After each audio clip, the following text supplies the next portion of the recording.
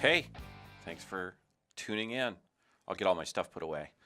It's just me and Mike, two of us. So, and there'll be a magical voice that chips in the background. So I got my monsters, 3 monsters. We're going to make it through. I got my Bobby Brown headset, so it's my prerogative today.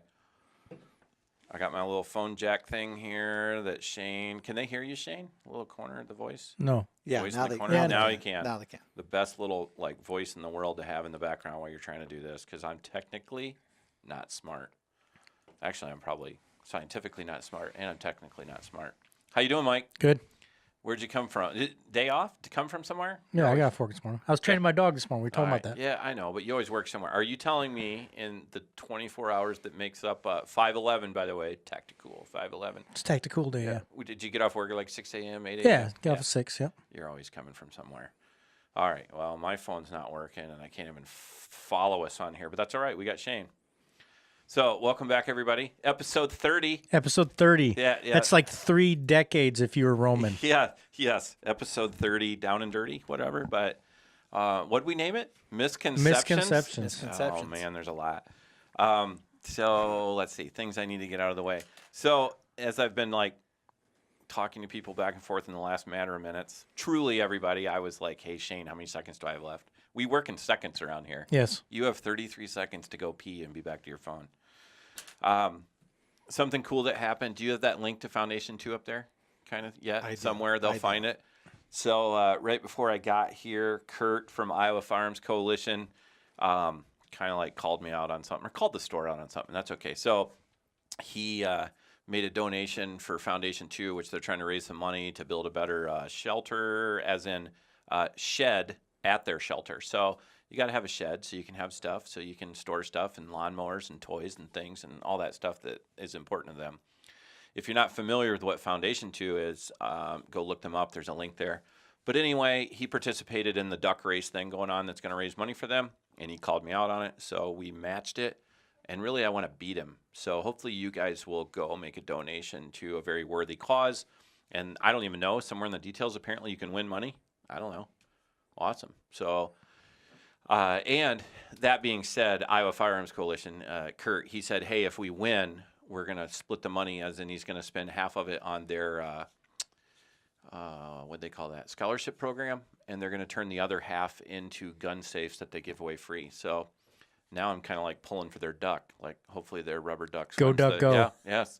And being Ernie from Ernie, I'm very familiar with ducks in the tub, so... I don't think anybody got that reference. I just got that. Too. I got it. Ernie from Ernie and Bird. Yeah, Ernie. Rubber ducky. You're the one. That's there you go. Yeah, I remember that. I would sing that. Maybe if somebody will donate $1,000 to Foundation 2, I will sing the Rubber Ducky song live on Facebook. So bring it on and give me some alcohol. So it's kind of this is the Mike and Ernie show, right? That's what we call it. Yeah. It's the Mike behind the mic, and then Shane, the magical voice in the corner. But I have had enough. Look, I have 30 ounces of hey, what kind of cup is that? It's a Taurus cup. Yeah, no. What kind of cup is that? Is it? Oh, it's. Wait a minute. We don't. Is that the name we can't talk about? Oh, it's a Yeti. Yeah, it's a Yeti. We'll talk about that. Yeah. Yes. Burn their houses down. Yeah, whatever. Okay, I have so much to talk about that you're just gonna have to jump in. I will. Or I'm gonna point at you. Go. Things. Let's talk about things in priority. Waffle House shooting, that happened since last time. Last time we got together, Jason Clark was here, right? Yes. Episode 29. Yeah, it's been about a month. Has it been that long? Yeah. For real? We had a little bit of a gap. We had some things going on. We couldn't really get a show together, but during that gap, yeah, we did. We had some serious things to figure out. We both have busy lives, and during that gap, I was trying to emotionally recover from the news that TPS Media is breaking up with me, or really, it wasn't a Dear John letter. They're just he has a life and a family and priorities. I tried to do it gently. Yes. Did they hear you say that? Yeah. Good. So it's not just in my brain. Yes, you did try to do it gently, and I admire you making choices based off priorities, like your family. You're a good man. I am going to sucker you into trying to come over and show me how to do this, or we just give up. Maybe. Don't give up. Eric's Media is going to help me out. We're going to see. We'll be a voice-only show, right? Which means I totally get to smoke while nobody's looking. All right. So, yeah, in my store. You can fool yourself with your little electronic vape thing. Don't make fun of me. Don't make fun of me. Actually, you can make fun of me all you want. Yeah, all right. Yeah, fat guy with the vape. All right. Waffle House shooting. So a guy that shouldn't have been in possession of guns, we're going to play that. I'm not going to play armchair quarterback. What I'm saying is had his guns taken away by the state of Illinois police, who then in turn gave them to his dad and said, don't give those to your kid again. And somehow, I don't want to say dad just gave them to him. The point is somehow the gun gets back in possession of the kid, who's a grown adult. And he goes down south and shoots up a Waffle House at 2 or 3 in the morning while sitting outside it. Wasn't he naked in a raincoat? Not that has anything to do with it, other than to show his state of mind. State of mind. Yeah. And also, I think somebody else can write in the details, because when I say I don't care about those details, that's something to do with, I don't know, he loved Taylor Swift or he thought she loved him. I love Taylor Swift. I like Taylor Swift. I wouldn't say love, but I like her. Wow, we just shared a moment. Yeah, we did. We connected. Okay, back to serious. So basically, the reason I want to bring this up, and when I say I'll fill you in, here's what I want Mike to do. I watched this guy who, by the way, is a hero. I watched his interviews, and it was interesting how he was getting very verklempt talking about, when they said, what made you do this, whatever. And I liked it when he said, I'm not a hero. And you've seen people act humble before, but he literally is like, no, you don't get it. I'm not a hero. I did what I did because I needed to save my own life. Like, I thought he was going to kill me, so I made a move. Yeah, and so he was acting, to preserve his own life. Sure. Not really thinking about other people. Yeah.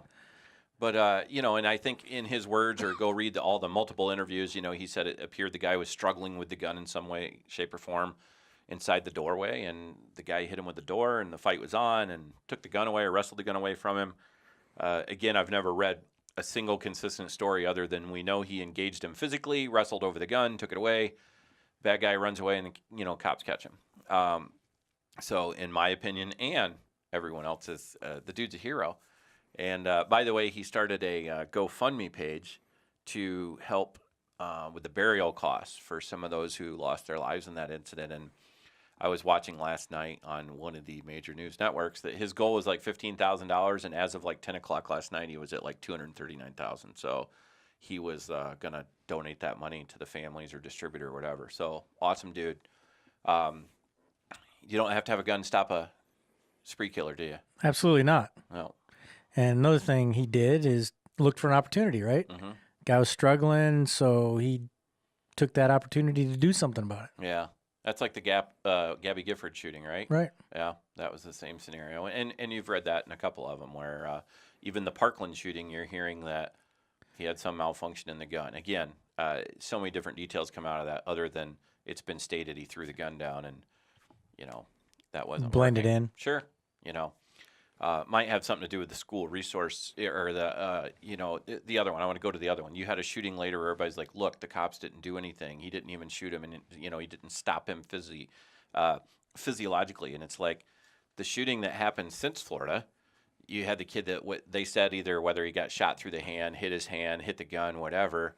And, and when people say that that's the cops not doing anything, I'm like, that's called resistance. Like, people tend to give up when they run into resistance in that situation. Yeah, statistically, in those active killer, spree killer, active shooter, whatever you want to call on, whatever name you want to give it, in those situations, over 80% of them are stopped by some sort of force, use of force. Yeah. Unarmed people, law enforcement, whatever, even if it's verbal force, like, hey, stop that, those things are it's a huge factor in getting these things to stop quickly. Sure. Quickly. I'm going to try to run my phone, do 20 things at once. So hopefully we have the live feed going on CVO's page.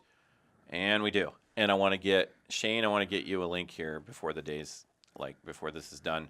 I was reading, you know how if in the gun world, let's call it the gun world, in the social media gun world, we follow a lot of the same people, you know what I mean? And, all these different, and I'm not saying a spin on it. I'm just talking about different intros. It's like, hey, the anti-gun crowd saying civilians with guns never stop mass shooters. When's that ever going to happen? Well, it has happened, and it's happened both with and without guns. But the FBI, everybody's talking about, well, the FBI said this, and I'm like, me again, busy life, whatever, doing 50 things. I'm like, I haven't read that report or whatever. So I went looking, because I don't like it when they have news articles and you can't, and I'm just as guilty. I'm totally guilty when I'm like, hey, this and this. So I'm trying to get better about putting the links there. But when they're saying the FBI came out with a report saying 8 civilians in the year 2017, stopped a mass shooting. And I'm like, well, that would be interesting info, right? So I went looking for it, and it really is there. So I have a link, and I have it saved in my So phone. I haven't seen that one as far as recent as 2017, but I've seen the FBI report that had data from somebody's going to call me out, but 2004 to 2013. Yeah. And it was active shooter incidents 2016 and 17. Yeah, by that's the FBI. That's new. I haven't read that. I'm going to send that to you in the world right now. But the one I've seen or I've read quite extensively is the one to 2013, and about 13% of all those incidents were stopped by unarmed civilians. Yes. 13%. That's a lot. That's a huge number when you start talking about affecting anything. Right. If you could cure cancer, if you could cure 13% of cancer, if you could stop 13% of suicides, if you could stop 13% of shootings, huge deal. Yeah. So on one hand, and I don't like using the word antis, the other side. You know, let's say this strong-willed people on the other side that say, this never happens. 13%. You know, on one hand, you want to talk about how many school shootings. Remember early this year when they're like, there's already been 60 school shootings. Mm-hmm. And then you have to start looking at what's the definition of that. Like today in California, there's somebody shot, so they locked down a school. You know, or there's a shooting, you know, unrelated to the school a block away, so they lock the school down, and then it gets lumped into school shooting, right? So I'm not sitting here throwing punches, but no, that does not mean there's been 60 shootings on school grounds this year. But on one hand, it's like if you want to pump up all these numbers and say, hey, look, you guys never do this. Hey, this is a huge problem. We have all these shootings. Well, 13% of them got stopped, right? So here we go. I don't know when to just ramble. You don't know when to ramble? No, I know. I said I don't know when to stop rambling. You don't know when to. Shane, I sent you that link if you can give it to everybody on that FBI, on that active shooter thing. Okay? All right. He's the best. We're going to miss him. I'm going to cry a little bit on this show because Shane's leaving me. You offered to give me a kiss. I'll totally give you a kiss. I don't care. That's legal in Iowa. I'm down with it. So the point is I wanted you to talk about, because I've listened, you know, I'm a student and I sit in your class and I watch these people learn from you, and it's like you always say, you know, be the spark, you know, somebody's a spark. Right. Somebody can be a spark. And the point is anyone can be a spark. And this guy was a spark even though really he's just saving his own life. And you know what? He's a hero. You know, the impetus or the... God, don't say impetus. That word scares me. I'm old. Scary words. Yeah. The drive for self-preservation is very powerful, right? Mm-hmm. So if you do something just merely for your own self-interest, you can still be the spark. Yeah.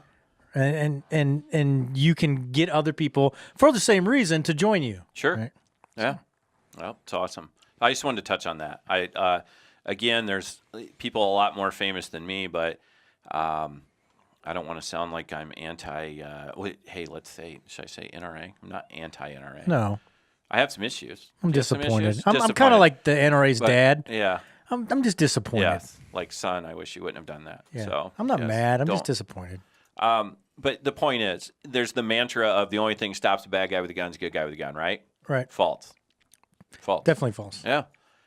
Hey, if you're trained and you have a firearm and you can use it, good for you. But there's, or I don't want to say 13%. Was 13% unarmed or 13%? No, unarmed. Everybody? Unarmed. Unarmed. Yeah. I should pay more attention to why I'm thinking about four things. Need more Monster. I'm going to check that. We're going to check this box, okay? All right. Talk box about the Waffle House. All right. One more thing in the world of, I'm going to lump a couple things together. Here we go. You know how you said you feel like dad? I'm going to be dad right now to a bunch of you. So call me daddy. Here's the point. Social media, we use it a lot, right? Yes, we do. You can learn stuff if you're really open to learning, right? Or you can go rant and or you can just argue with people and put cat videos up of whatever. You can't. Don't make fun of cat videos. I like Nothing wrong. Just said you can. Okay. You ever seen the ones where they surprise them and they jump? Those are hilarious. Okay. Where they like jump on the drapes and they can't. It's hilarious. Yes. Yeah. Did you see the one today about the dog with the gun hunting squirrels, but the squirrel has the gun back and fights? No, back? I didn't see that one. Okay, we'll get that link because that's super important. All right. Random is you know social media is awesome. I think it's awesome. It's also it's literally, this is just Ernie's version. So people can be like, hey, he's a dumbass, whatever. Has social media probably led to somebody spiraling out of control and killing themselves? Probably. Yeah. Like literally reading depressing stuff or having people, cyberbullying and all those things. So I'm not going to fix that today. I'm not going to give up on it like I would have 10 years ago. I'm not going to give up on that, but that's not what social media, the problem is people posting pictures of all their guns and look at me and I own these 20 things and hey, by in the background there's my house number, or hey, here's my car that's like, I don't know, some Dodge Challenger that's easy to recognize and you're at the gun range. You got to remember that bad guys aren't stupid. Like and bad guys go to a gun range. So I'm going to lump a bunch of things together. Just today, if you want to go look in your favorite news source, there was a guy in Waterloo sentenced to however many years for being a really bad guy in possession of firearms. That's in the Waterloo area. At the same time, his brother was being charged, I think either in Wisconsin or Minnesota, for supporting ISIS, literally as in like monetarily or physically or providing some stuff. So I'm not here to be like, we're taking on ISIS. The point is there's bad dudes out there. The interesting part about it is he talked about he was seen at the gun range. That's how they're going to get a felon in possession of a firearm. He was going to a local gun range shooting, right? So do bad guys sometimes actually practice? Sure. I saw a video today that you familiar with Ed's Manifesto? Yeah, you know what I'm talking about? Love it. So he posts a lot of videos. The father of the paring knife. Right, the father of the paring knife. But he posted a video and he showed a criminal that had obviously practiced his draw because he very smoothly presented a firearm from concealment with his hands in the air while holding his shirt up to show that his waistband was empty. Absolutely. Although he was hiding a gun behind him. So they practice too. And everybody can say, well, that's the odd man out. You're right. There's probably only a certain percentage of them that actually practice. What percentage of gun owners do you think practice? Give me Mike's opinion. Yeah, I'm going to say, I can't give you a number, but I'm going to say less than the bad guys that practice. No, give me a percent. Out of all the gun people really? that even listen to us, do it. Like less than 1%. Yeah, I believe you. I'm with it. Like of all gun owners, everybody in the United States that owns a firearm, I would say less than 1%. Like trains with that firearm. I mean, I shot pumpkins out back with Uncle Bob. It's not training. No, training is having a goal, executing that, having a plan, working on your deficiencies. God, that was awesome. That's training, right? No, I saw Vegas there. There we go. So you have that up for them? Yes, I do. I've lumped this thing in here. I got it. You put it around me.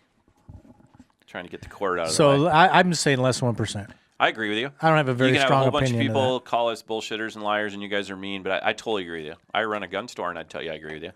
And that's okay if IDPA shooting, competition shooting, clay pigeon shooting, going out hunting, all that shooting. And a lot of those, like especially take IDPA or something, tons of the skills transfer over, right? It's like good, performing under pressure and, having to figure out a balance of speed and precision. So even if you want to game IDPA or something, it's still a balance of speed and precision, right? So would you consider, I do consider competition shooting as a form of training. Yeah. And I guess if we're gonna lump those, and we may get some disagreement on that.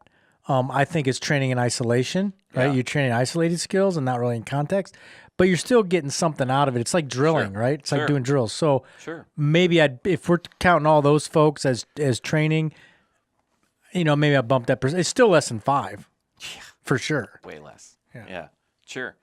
And it's kind of like when you say to yourself, hey, there's 80 million, 90 million gun owners in America. Hey, there's 4.5 million NRA members. We kind of have like this consistent tiny little percentage, right? Right. But then the other problem, total side note, the other problem is, you can have only 1% of all those gun owners kill themselves with guns, right? And that's a lot of people. That's a whole nother issue. We'll talk about that when we're done. So here, social media. Don't put everything out there to help people track you down. I understand it's cool to put pictures of yourself training, shooting, whatever, and you can do that. I mean, I'm guilty of doing the same thing, and I'm not going to talk out of both sides of my mouth. The point is you can already find my name and find my store and find out who I am anyway. So what I'm not going to do is like, hey, here's a picture of me and my son in our backyard, right? Or give somebody a location kind of thing.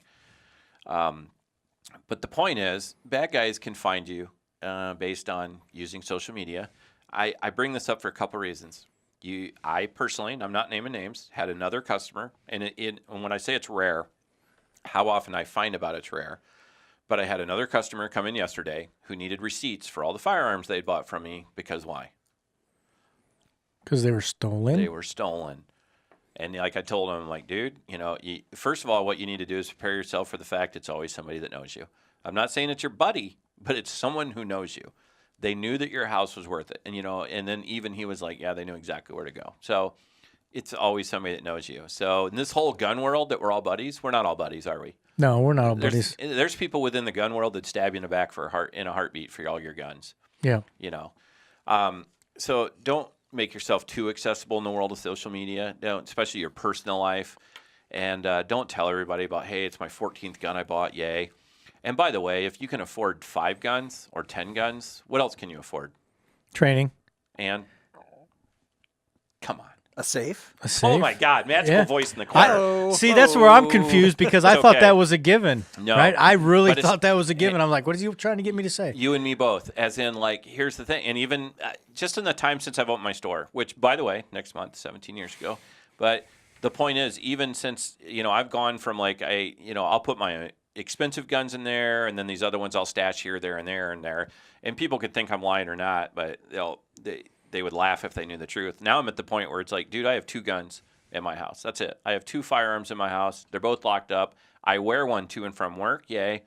Everything else I own is in safes at the store because that's under 2 different alarms and steel bars and all that, police response and all that, right? So let alone they're in safes. And it doesn't matter. A safe inside my house still gives somebody the opportunity to rip that thing out of the floor and take it with them.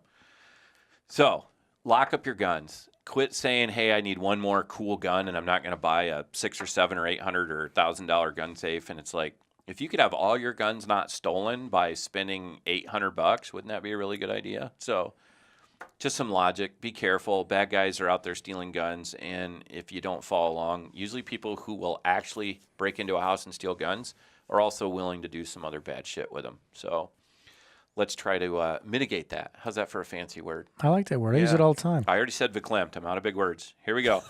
That's 2. So another example of that, I'm going to use some loose details here. And when I say details, they are in reports that can be found by the public, and they're in news reports. But very sadly, you had the lady in town who was beaten to death in her garage, and then the guy burned the garage down to try to hide it, who I believe was a mother of 3. She was.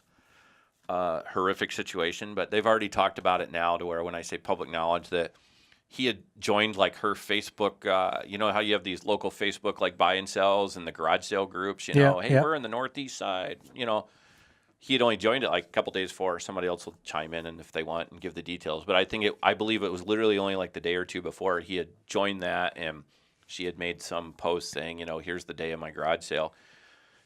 You don't have to really be into garage sales to know that if your garage sale's Saturday, did you probably set up for it Friday night? You know what I I would mean? think most people would. So, and this isn't, nothing am I saying right now is against her. What I'm saying is we're all so accessible, and we just, somebody like her that's a good person, they don't take the time to think like a bad guy. You know what I mean? It's like, hey, what information? What's William April say all the time? He's like, they're not like you. No, you they're see not those, like those, you. They don't think like you. No.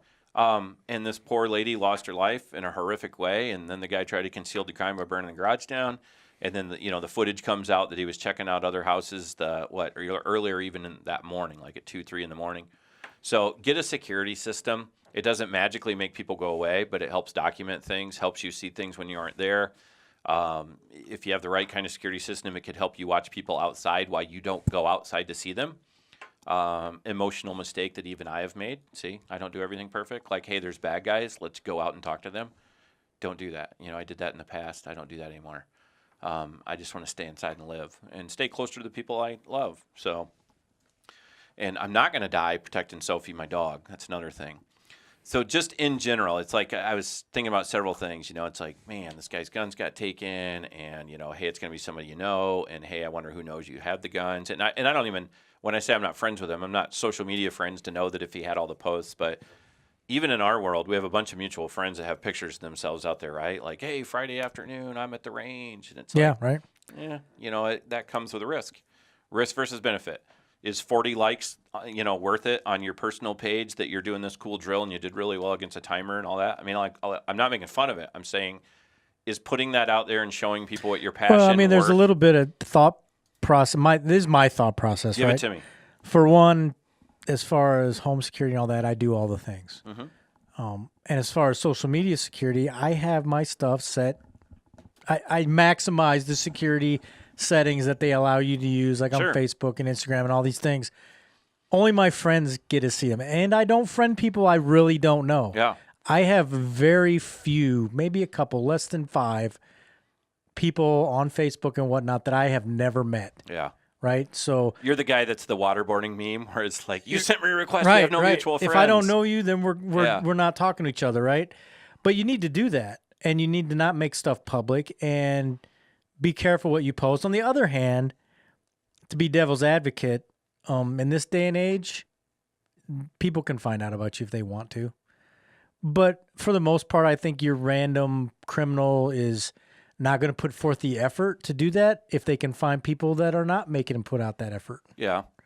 So, I mean, that's kind of two sides of the same coin, but you need to utilize the tools you have available to make yourself safe as far as, internet security and whatnot, with the realization that if somebody is good or they know what they're doing, they can find you.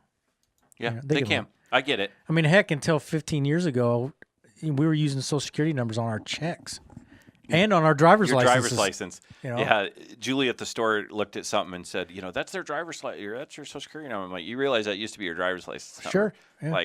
And that wasn't that long ago. Was it more recent than 15? I was thinking more. About 15 years. Yeah, it's not been all that long ago. The only thing dumber than that is when, the state of Iowa and their wisdom back in the 70s told everybody that and the 80s that they should pencil engrave into their firearms their Social Security number in case they get stolen. And my dad did that. It was kind of funny when I look at it, when I think about it. So we, of course, were in possession of my dad's gun after he passed away, and I'm like, it's a really nice Ruger with your Social Security number stenciled into the side of it. You know who else? After all this, I'm going to go on a little side note rant here because it's brought something up. But you know who else uses that Social Security number as an identifier? The U.S. government? Yeah, the VA. Yeah. Can you believe that? Mm-hmm. I'm kind of anti-VA today because I had a Ooh, I caught you on the right day? Yeah, I had a rough day yesterday. They were being jerks down at the hospital, so... I mean, I can't go into it because of HIPAA or whatever. Just generally, get it. Suffice to say, their customer service skills at the VA hospital that we go to quite regularly were lacking yesterday. I was very disappointed. I'm like, this... You were there in what capacity? I was working as a paramedic. And we were dropping that's what I mean. Dropping off patients. Okay. And the way that they treated the patient and the way they treated us... Hey, no thanks for your service. Yeah, right. Well, that's not even it. Just in general, their customer service was pretty poor. Mm-hmm. And I was thinking to myself as I left, I said, this is why people say the VA is crap. Yeah. It's exactly why. Yeah. I was very disappointed once again. And you're allowed to say that in both a personal and professional manner. Yeah, it's crap. If they want to help veterans out, then they need to do a better job, or they need to get out of the business. There you go. And then just pay. If they want to. Provide health care to veterans, then they need to give them a voucher or stipend and let them go to their own doctor because they're doing a shitty job. There's that word. Ooh, I like it. Busted out a swear word. Sorry. All right. Oh, it's all right. It's okay. Earlier, I'm going to tell everybody, earlier on the phone with Mike, which Shane wasn't there. He didn't hear that. I just like it when Mike's like, dude, I'm just going to get really mad about things today. I'm telling you right now, I might not agree with you, and it's going to be emotional. I'm like, whatever that is, let's bring it on. Bring it on. Let's see right now. Oh, let's quickly touch on then. Just lighten things up a second after we leave the VA. Let's quickly touch on number 7 here. We're going out of order. Chocolate and the dangers of living without it. When I asked my employees, friend of the show, Julie. Yeah, right? hashtag Julie.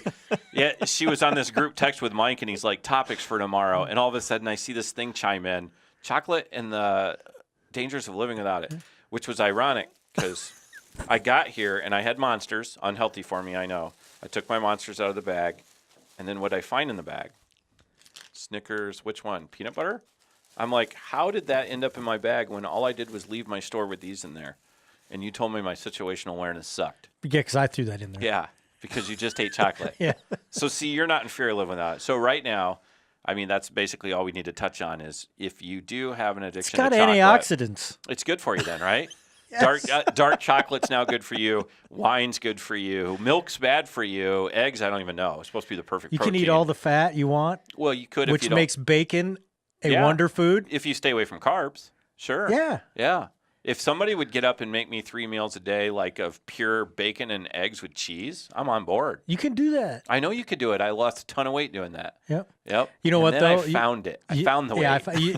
you know what? You know what I kind of like you can lose weight doing that, but really, is it the food you're eating or just the fact that if you cut out all the carbs, you don't have as many choices, and so therefore you're really not eating as much anyway. No. I think you're still portion control. Portion control is absolutely the answer. Yeah, I mean, but what I'm saying is, you can only eat if you eat a pound of bacon. Yeah.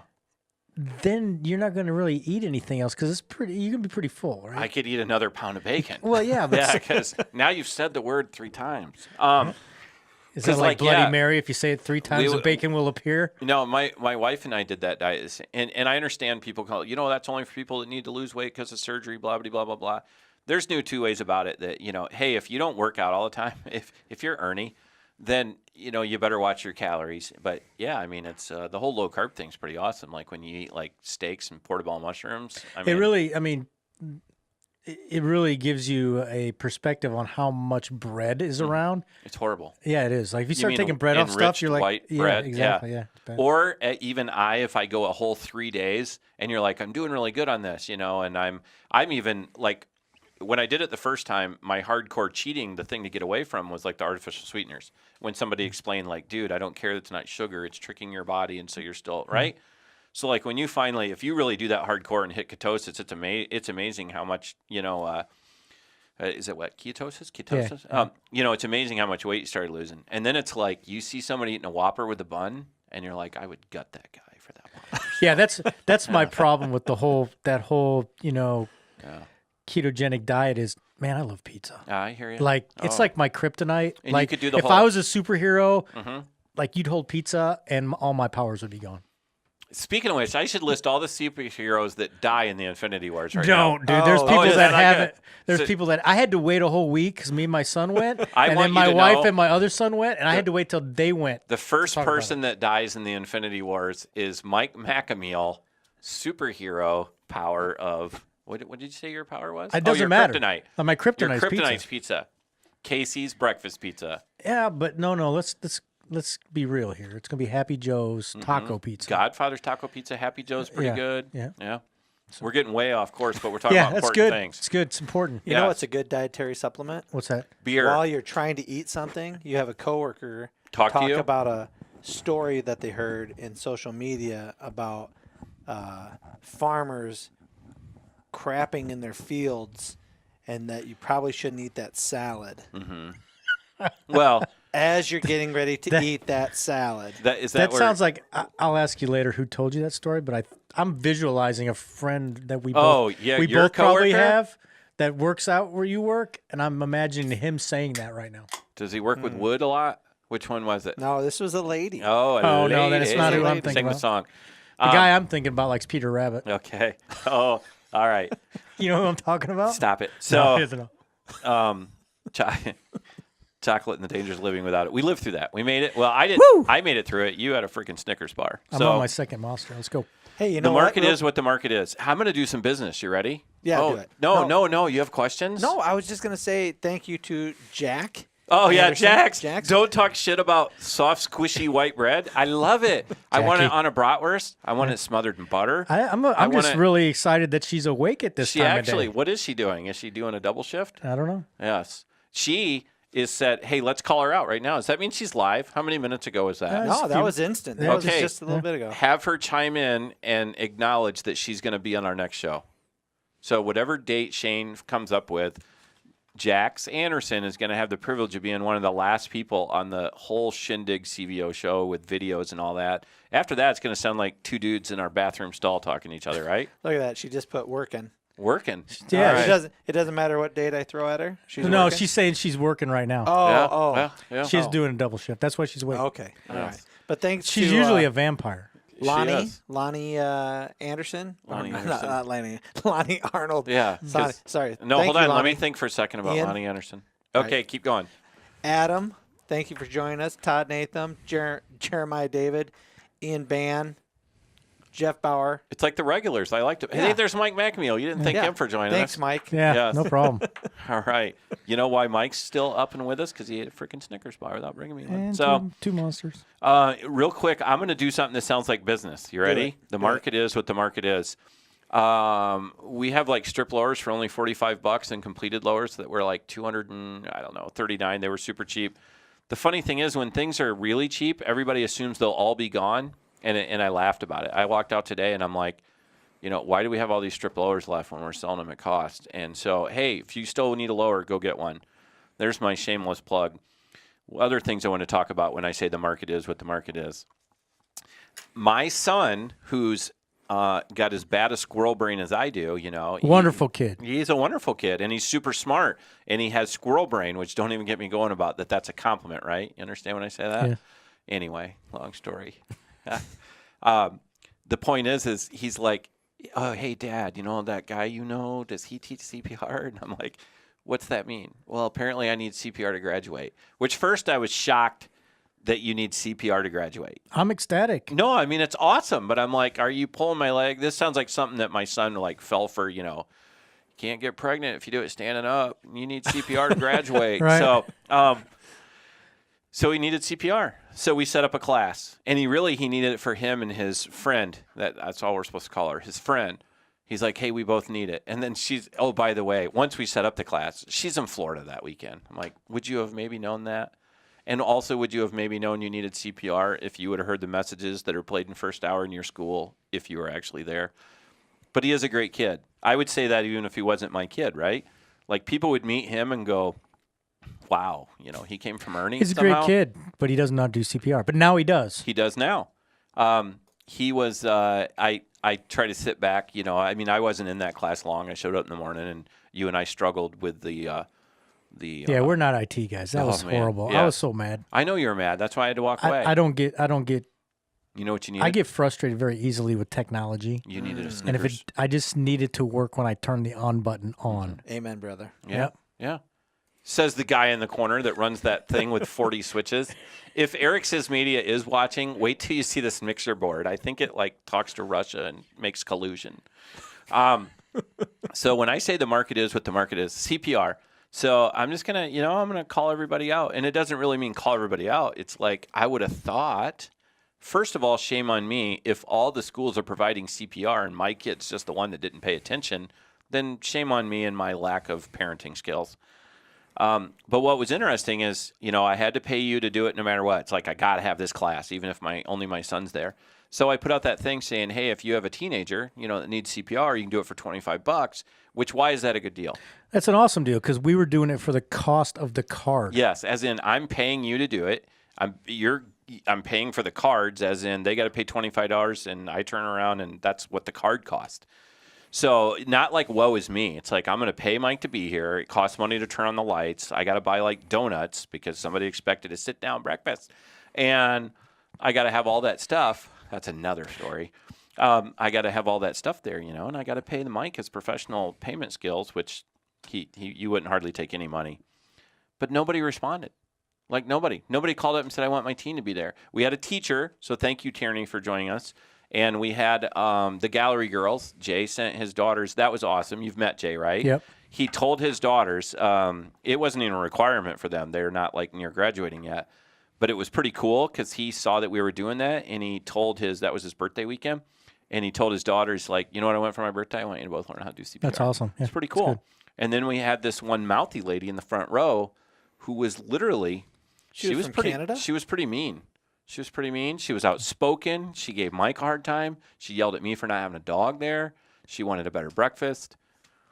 Yeah. She was a hoot. She just said, Where's she at? she's asking where Sophie is. Where's right now. it's Sophie, not Sophia. Well, you know? she It's not so fancy. She uses voice text, so it probably.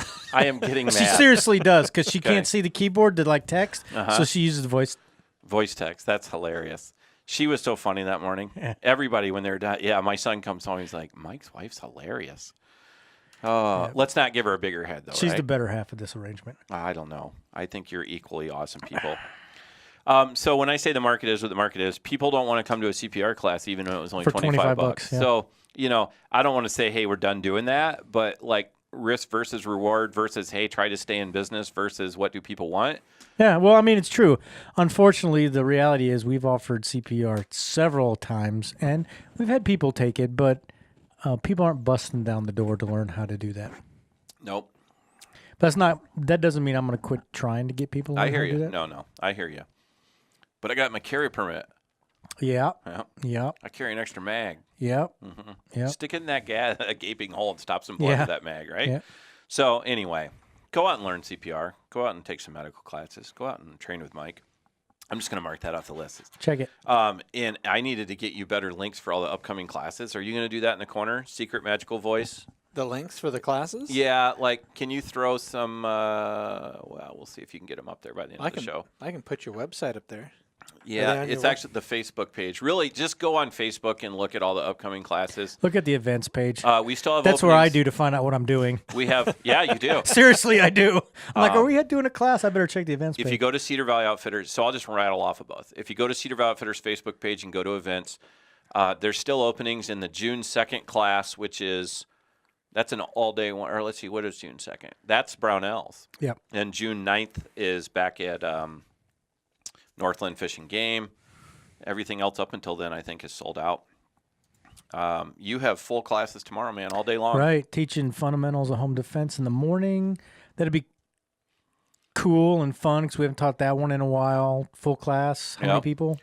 Morning class, you have 8, which is all we so would take. eight because that's all we could. We kind of capped it. Well, they stand behind tables. Yeah, on that right. one. So we had to we got space. Yep. In the afternoon, fundamentals and concealed carry, which will be the first one of the year. Mm-hmm. In the rain. Why wouldn't it be? Man, why not? It's not snowing. Yeah. Right. It's better than your last thing you taught for me. Yeah, so 21 degrees. 21 degrees. In your afternoon class, dude, you have. I know you have Max and Julie there, but you have. You got 14 people. That's good. That's good. Yeah. That's good. So a good start to the year. It'll be the first class for the year. I can't wait to hear all the stories later about the scenario. Yeah. So, isn't it called a scenario? It's called a scenario. Yeah. Whatever you do, don't go pee right now. No. The volume's up high. We're all back to normal now. Here we go. Right. Let's get Mike going. The Pope says we shouldn't have guns. Yeah, that's not what he said. Okay. You mean but I saw it on social media. Yeah, but that's not what he said. Okay. All right. And then somebody who's going to have a rebuttal for you can provide the direct quote then, right? So they polled First of all, what year? What year was it? 2015, dude. Yeah, oh my God. So they polled some so first off, full disclosure, right? Okay. I'm Catholic. Bring it on. I am. Well, you know what I am? So I have that relationship with the Pope, right? Okay. But those comments were taken out of context. Mm-hmm. They're used to advance a agenda by some, I don't know, unvetted site. Like it was posted originally on some one of those.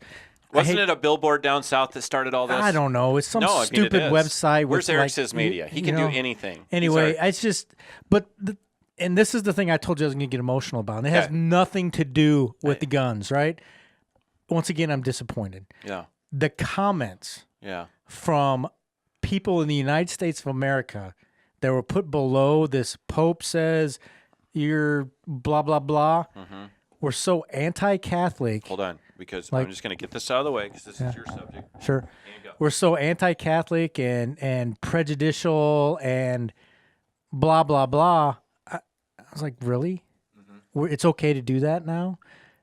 You know, we can still make fun of other religions and other ethnicities as long as it's not like the cool guy religion or ethnicity. Very disappointing. Are you saying people pick on Catholics? I'm saying Catholics are one of the few religious denominations that it's still okay to be prejudiced against. If you're Islamic or Catholic, you can say whatever you want about them because it's not and it's okay. Yeah. Whatever, right? Yeah. We don't talk about Jewish people because they've got, the Holocaust, so people get guilty about that, right? And we don't talk about Protestants because, we're Protestants. That wasn't a good. I liked that your wasn't first really. Yeah, the first one. Yeah, was the great. first one was awesome. Yeah. First one was great. Somebody send us a better rebuttal for the president. We can't be anti-Muslim. We can't be anti anything like that. You can't say anything. You're not you're not. You can't say anything slightly bad it's about okay. any other religion. It's okay Apparently it's not because you said it's okay 3 times in a row. You're revved up. I like it. I am revved up, and Go. I'm trying to think of my thoughts here because obviously I wasn't clear. It is okay in this country to be anti-Islamic. I totally get it. Not okay as in, do I think it's right? Okay as in people are allowed to do it because, those terrorists, right? It is also okay, apparently, to be anti-Catholic because they're not real Christians and they like the Pope and blah, blah, blah, blah, blah. It's just a bunch of horseshit. Sure. And I bet you a lot of people, what's funny is until this morning, I didn't know you were Catholic. I'm like, you're so. And I'm not claiming to be like a great. No. I'm just saying that's the way I was raised. No, I don't mean and I don't mean that in a bad way. What I mean is, I'm just gonna say, like, if I looked up Mike and I went by things I've let's say shirts you wear, organizations that you belong to, like what is it, Blazing Swords? Yeah. Okay. What I'm saying is, you're a pretty open-minded guy. I try to be. Yep. I'm pretty sure you don't care who marries who, whether they're guys, girls, or somewhere in between. I'm pretty sure you don't lecture people about whether they should have an abortion or not. Nope. We don't talk politics in class, but here we are kind of talking politics, right? Yeah, I mean. Because what's funny is you can't talk about religion without people turning it political. And this is why I told you this is going to upset some people. I don't care. But hey, this is show number 30, and we're about to be gone forever. Right. Let's we're not going to be gone forever, let's piss some people off. No. So I just was disappointed that people in the quote unquote gun culture were so quick to jump on the anti-Catholic bandwagon. I'm like, hey, hold on there, shooter. Yep. There's a lot of Catholics that shoot, right? You mean that same person that you could go back in social media 2 months ago and say, the problem in this country is we don't have God in the classroom anymore. Exactly. Wow. Right? Weird. They're inconsistent. You mean like and hypocritical. Hey, do you remember when everyone hated Springfield Armory and they should go away forever because they had this political thing going on in Illinois, which I'm not making fun of. What I'm saying is everybody not just everybody, a large portion of people chiming in, I'm not buying their crap anymore, and I'm going to light my XD on fire and all that. And I'm thinking, hey, if you want to burn a gun, just give it to me or something, right? Like, it's funny. And I get when I say people say it's an issue of right and wrong, and it's taking a stand. It's like if you want to go out and cut your XD in half because you think Springfield Armory was trying to do something, and when I say trying to, somebody could say, that's a fact, or hey, there's this paperwork or that paperwork. So it was actually Springfield Armory and Rock River both that were under the gun there. So here's my point, though. Whatever you go and prove to me that Springfield Armory did that made you mad, by you cutting up your gun over it, that's like blaming guns for crime, right? I didn't think it was the gun's fault. It's not about guns, right? Don't blame the gun. Guns don't kill people. People kill people. Guns don't lobby. Yeah. So you're going to go out and blame an inhabitant. Not that you blame it. You're going to cut it out. You're going to punish your gun because of some political decision by some corporate person somewhere. It's ridiculous. So everybody's quick to boycott. Yeti. Oh my God. Well, first of all, half the people complaining about Yetis and Yeti's relationship with the NRA or cutting ties with it. Do you even own a Yeti? Did you ever give them any money? I have never bought one. Did half the people complaining even see a Yeti cooler that was at the Friends of the NRA banquet? Because I've been a sponsor or helped with the Friends of the NRA banquet every year for I think like the last 10 years. And I don't hardly see anybody there except the same people year to year that actually show up and help. So you can't just, And Rob Pincus, I'll say his name out loud. I liked his post where he said, hey, all of you that were quick to say, I'm not going to Dick's anymore, and I'm never buying this anymore, and I'm never buying that, and I'm not buying Yeti anymore. And then even he said, he didn't say, here's what the Pope, he likes it if people go and research it, right? And I don't think really just Snopes is the greatest research in the world, but is like, if the Pope did say he hated guns, would you quit going to church? I mean, is that how it works? I don't know. Yeah, right. So it was used, that particular subject area or that particular story was used, I believe, was used as a springboard just to show prejudice. Sure. So if you don't want to go to Catholic Mass, then don't freaking go. Yeah. Right? Which you don't go anyway. I really don't care that If you don't want to have a relationship with the Pope, then don't have one, right? So anyway, but to kind of get off that subject and get onto the whole Yeti and Dick's and all that. Yeti. Uh-huh. This is the United States of America. Those are private businesses. They can do what they want, and you can do what you want. Yeah. You're right. It's their right to do what they want, but they have to pay for it. Right. If the NRA, somebody said this comment, and I totally agree with it, the NRA spent as much time Oh my God! advocating. You're going to steal my thunder. I'm but not go. going to. No, but I'm go just ahead. say advocating is they do trying to get money from people. Yeah. Or trying to get them to be scared of inanimate coolers. Mm-hmm. We'd probably be better off. Mm-hmm. I got a call yesterday. This was fresh in my mind. Mm-hmm. I got a fundraising call from the NRA yesterday. So I've been getting this caller ID number. What'd you guys call those things people step on, bouncing betties or whatever? Is that like kind of like when the NRA calls you and asks for money? Well, no, it's like, so I've been getting this caller ID for the last 3 weeks every day. Yeah. Fairfax, Virginia. I knew who it was from. Yesterday, I decided to answer. This young girl says, "Hi, I'm blah blah from so marketing company, and I've been told to call you personally by Wayne LaPierre." And then she obviously goes into a script and just started reading it. I could tell. 2:55 p.m. on 5/11. 2:55 p.m. 5/11. When was that? It matters. It was like It's 4 applicable. minutes ago. Yeah. Fairfax. Right? So they're calling you too, right? So they Wait, you just told me you were supposed to call my buddy Mike, and now you're So- calling me? So I let her talk for like 2 minutes. Yeah. And then I said, Yep. take me off this list. Yeah. Take me off this list right Yep. now. I thought I was the only one. She No, called. I mean, they hound their own members for money. Life member. Exactly, right? Yeah. Instead of advocating for changes in laws or to preserve our rights, they're more worried about getting my money or having me boycott the stupid Yeti tumbler company. So it kind of sounds like a politician. Exactly. Yeah. Yeah, I hear you. So here's where people can get all mad. We just tell it the way it is. So in the long run, I'll say they do more good than bad. But the bad, Arguably. yeah, arguably, I know. They do a lot of stuff behind the scenes, Yeah, Ernie. yeah, I know. Behind the scenes, really behind the scenes. Behind the scenes. So here's my deal, and I had a really good conversation with a guy that respectfully, I won't say who it was. But it's, I mean, literally, as in a good person that has like goals as I do, as far as the gun world goes, we totally had some different opinions on this, you know. You bring up people like, have you been following the thing where Adam Kraut was trying to get on the board? You Absolutely, know? yep. You know, and it's like, you know, and I can't speak for it like he's the actual guy. I'll let you go follow Adam Kraut. I think most of his videos are public now, or go find him on YouTube.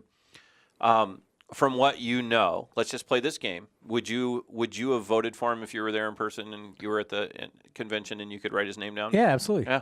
You know, it's like, hey, you have a very, very starch pro-gun, pro-Second Amendment, smart young lawyer who owns actual firearms and suppressors, right? Yes. It's kind of like saying, geez, he's like somebody I'd hang out with, you know, and I would learn from him because he's smart.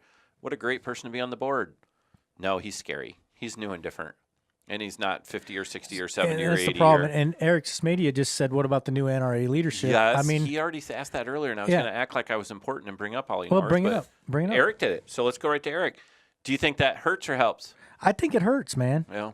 I really do. I mean, a lot of people, or more people than not, may forget who he is. Yeah. But I'm old enough to know who he is, and I know where he became famous Yeah. during the Iran-Contra Hey, scandal, all those if you want to charges call have it, been or whatever. expunged. Yeah, I'm not even saying that. What Okay. I'm saying is we got another elderly white guy Yeah. that's going to be the NRA president. That is not going to change people's opinion of the NRA. Are we allowed to say white guy? I just did. I think Okay. so. All right. I'm Yeah. pretty sure. Okay. I'm a little offended, but A little go ahead. You are? offended? I am. Some I are. mean, you know what I'm saying, though, right? No, I if you're get going it. to act like if you're going to just keep perpetuating a stereotype, then keep like perpetuating a stereotype. You're not going to win any more members. You're going to keep getting the same members that you've always had that always go to the Friends of the NRA banquet. You're not going to get any new ones. And it's the same problem a lot of our vets organizations have, right? All these organizations have the same problems. They're not trying to cater to what's relevant now. I do want to point out when you said all the same people will be at the banquet, which you're right, they are. Yeah. Those are all great people that actually. Yeah, I'm not saying anything wrong no, against, I know you aren't. I'm just saying that you're not going to gain new members if you don't change things up. Yeah, like the kind of like the Second Amendment's for everyone, right? Like, let's get more people involved. It's for everyone. Yeah, and law-abiding. if they, how do I want to say it? I want you to be all emotional. If they think, hold on, I got emotional, I couldn't even talk, and you guys are like, you're not making any sense. that's Eric, the sound of Eric, that's not me. Yeah, That's not me. the sound of chocolate. Yeah, It's just, you're not going to keep members. this is the first year in 8 years. Yeah. Oh, look at that. Yeah, and they need people like Eric. You know, I mean, you lose the Erics of the world, the, you know, people that are raising kids and they're great dads and they're active in their community, as in, you know, Eric helped with Shoot for Heroes. He's a great guy, right? So they need to get new people. They definitely. If when the, I say if new the people, NRA, see, the problem I have with the NRA say it. is that they Maybe think they'll even hear us. everything's going great, and they think if you don't like what they're doing, it's because you're stupid. Yeah.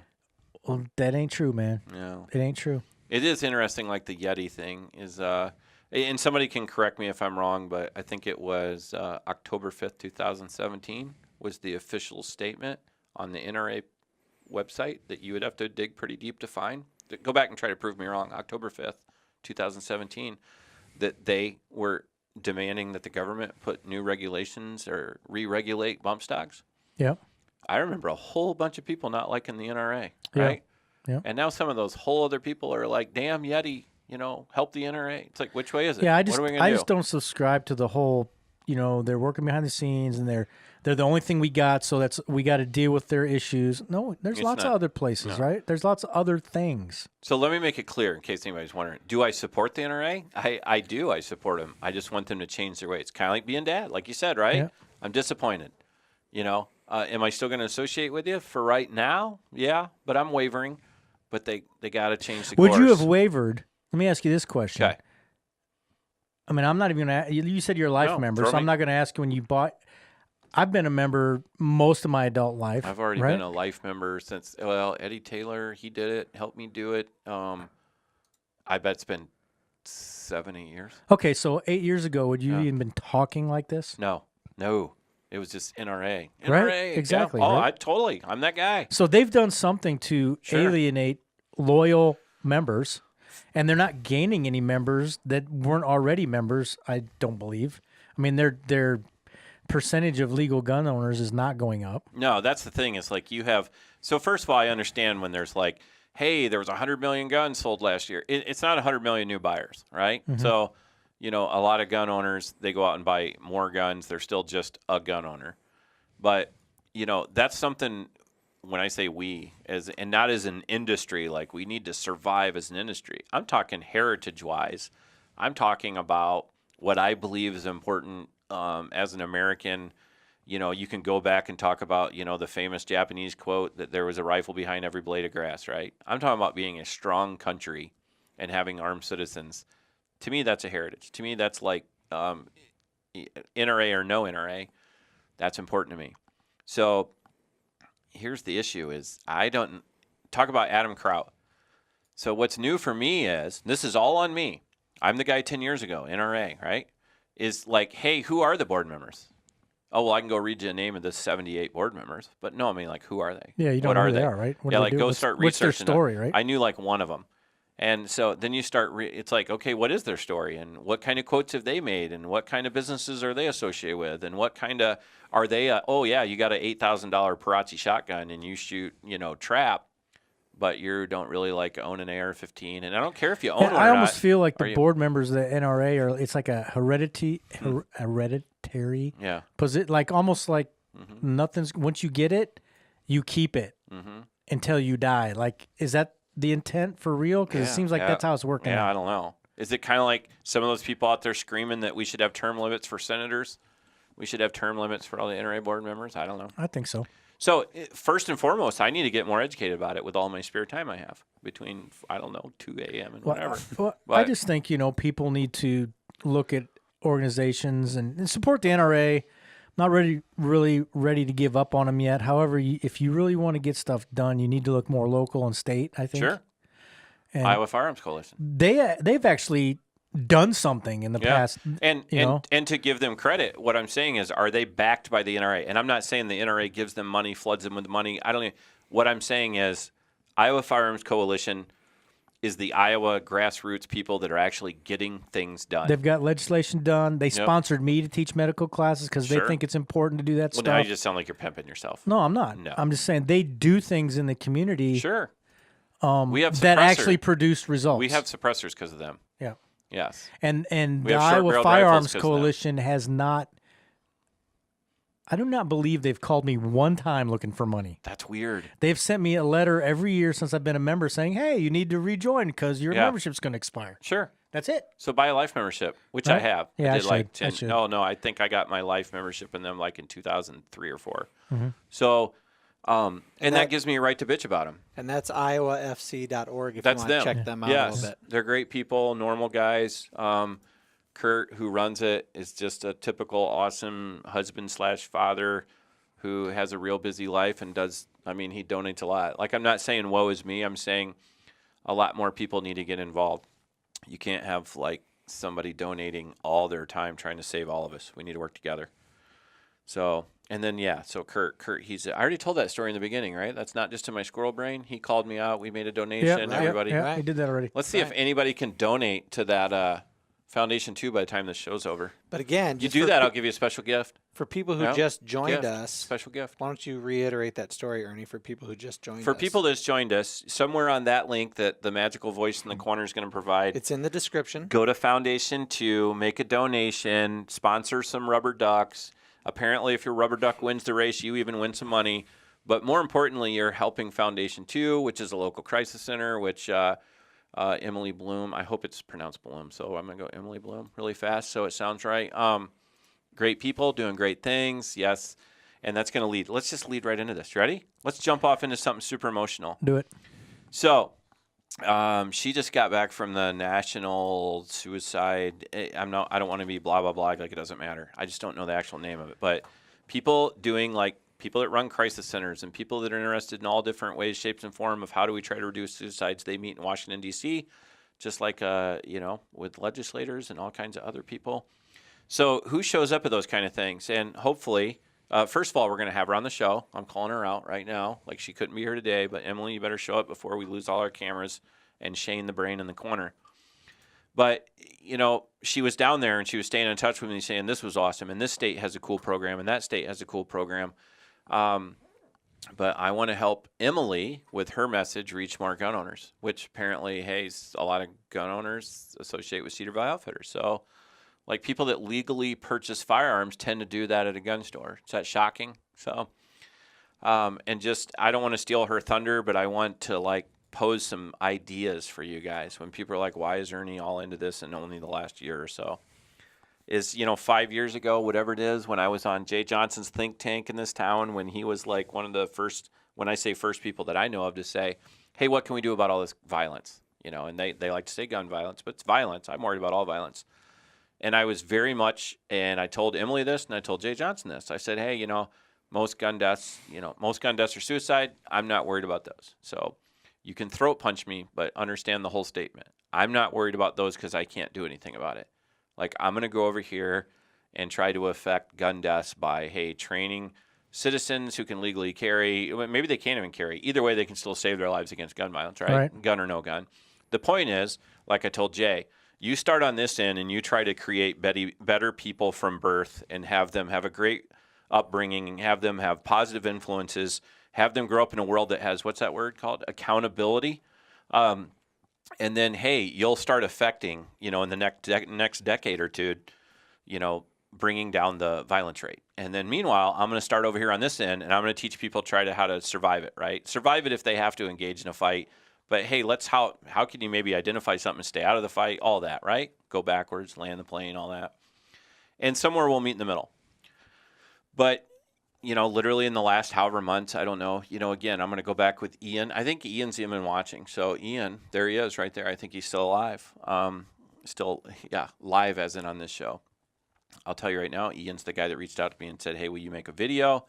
Because we lost a mutual friend. Really, it's Ian's very, very good friend, my customer. Saying we need to talk to people about this suicide.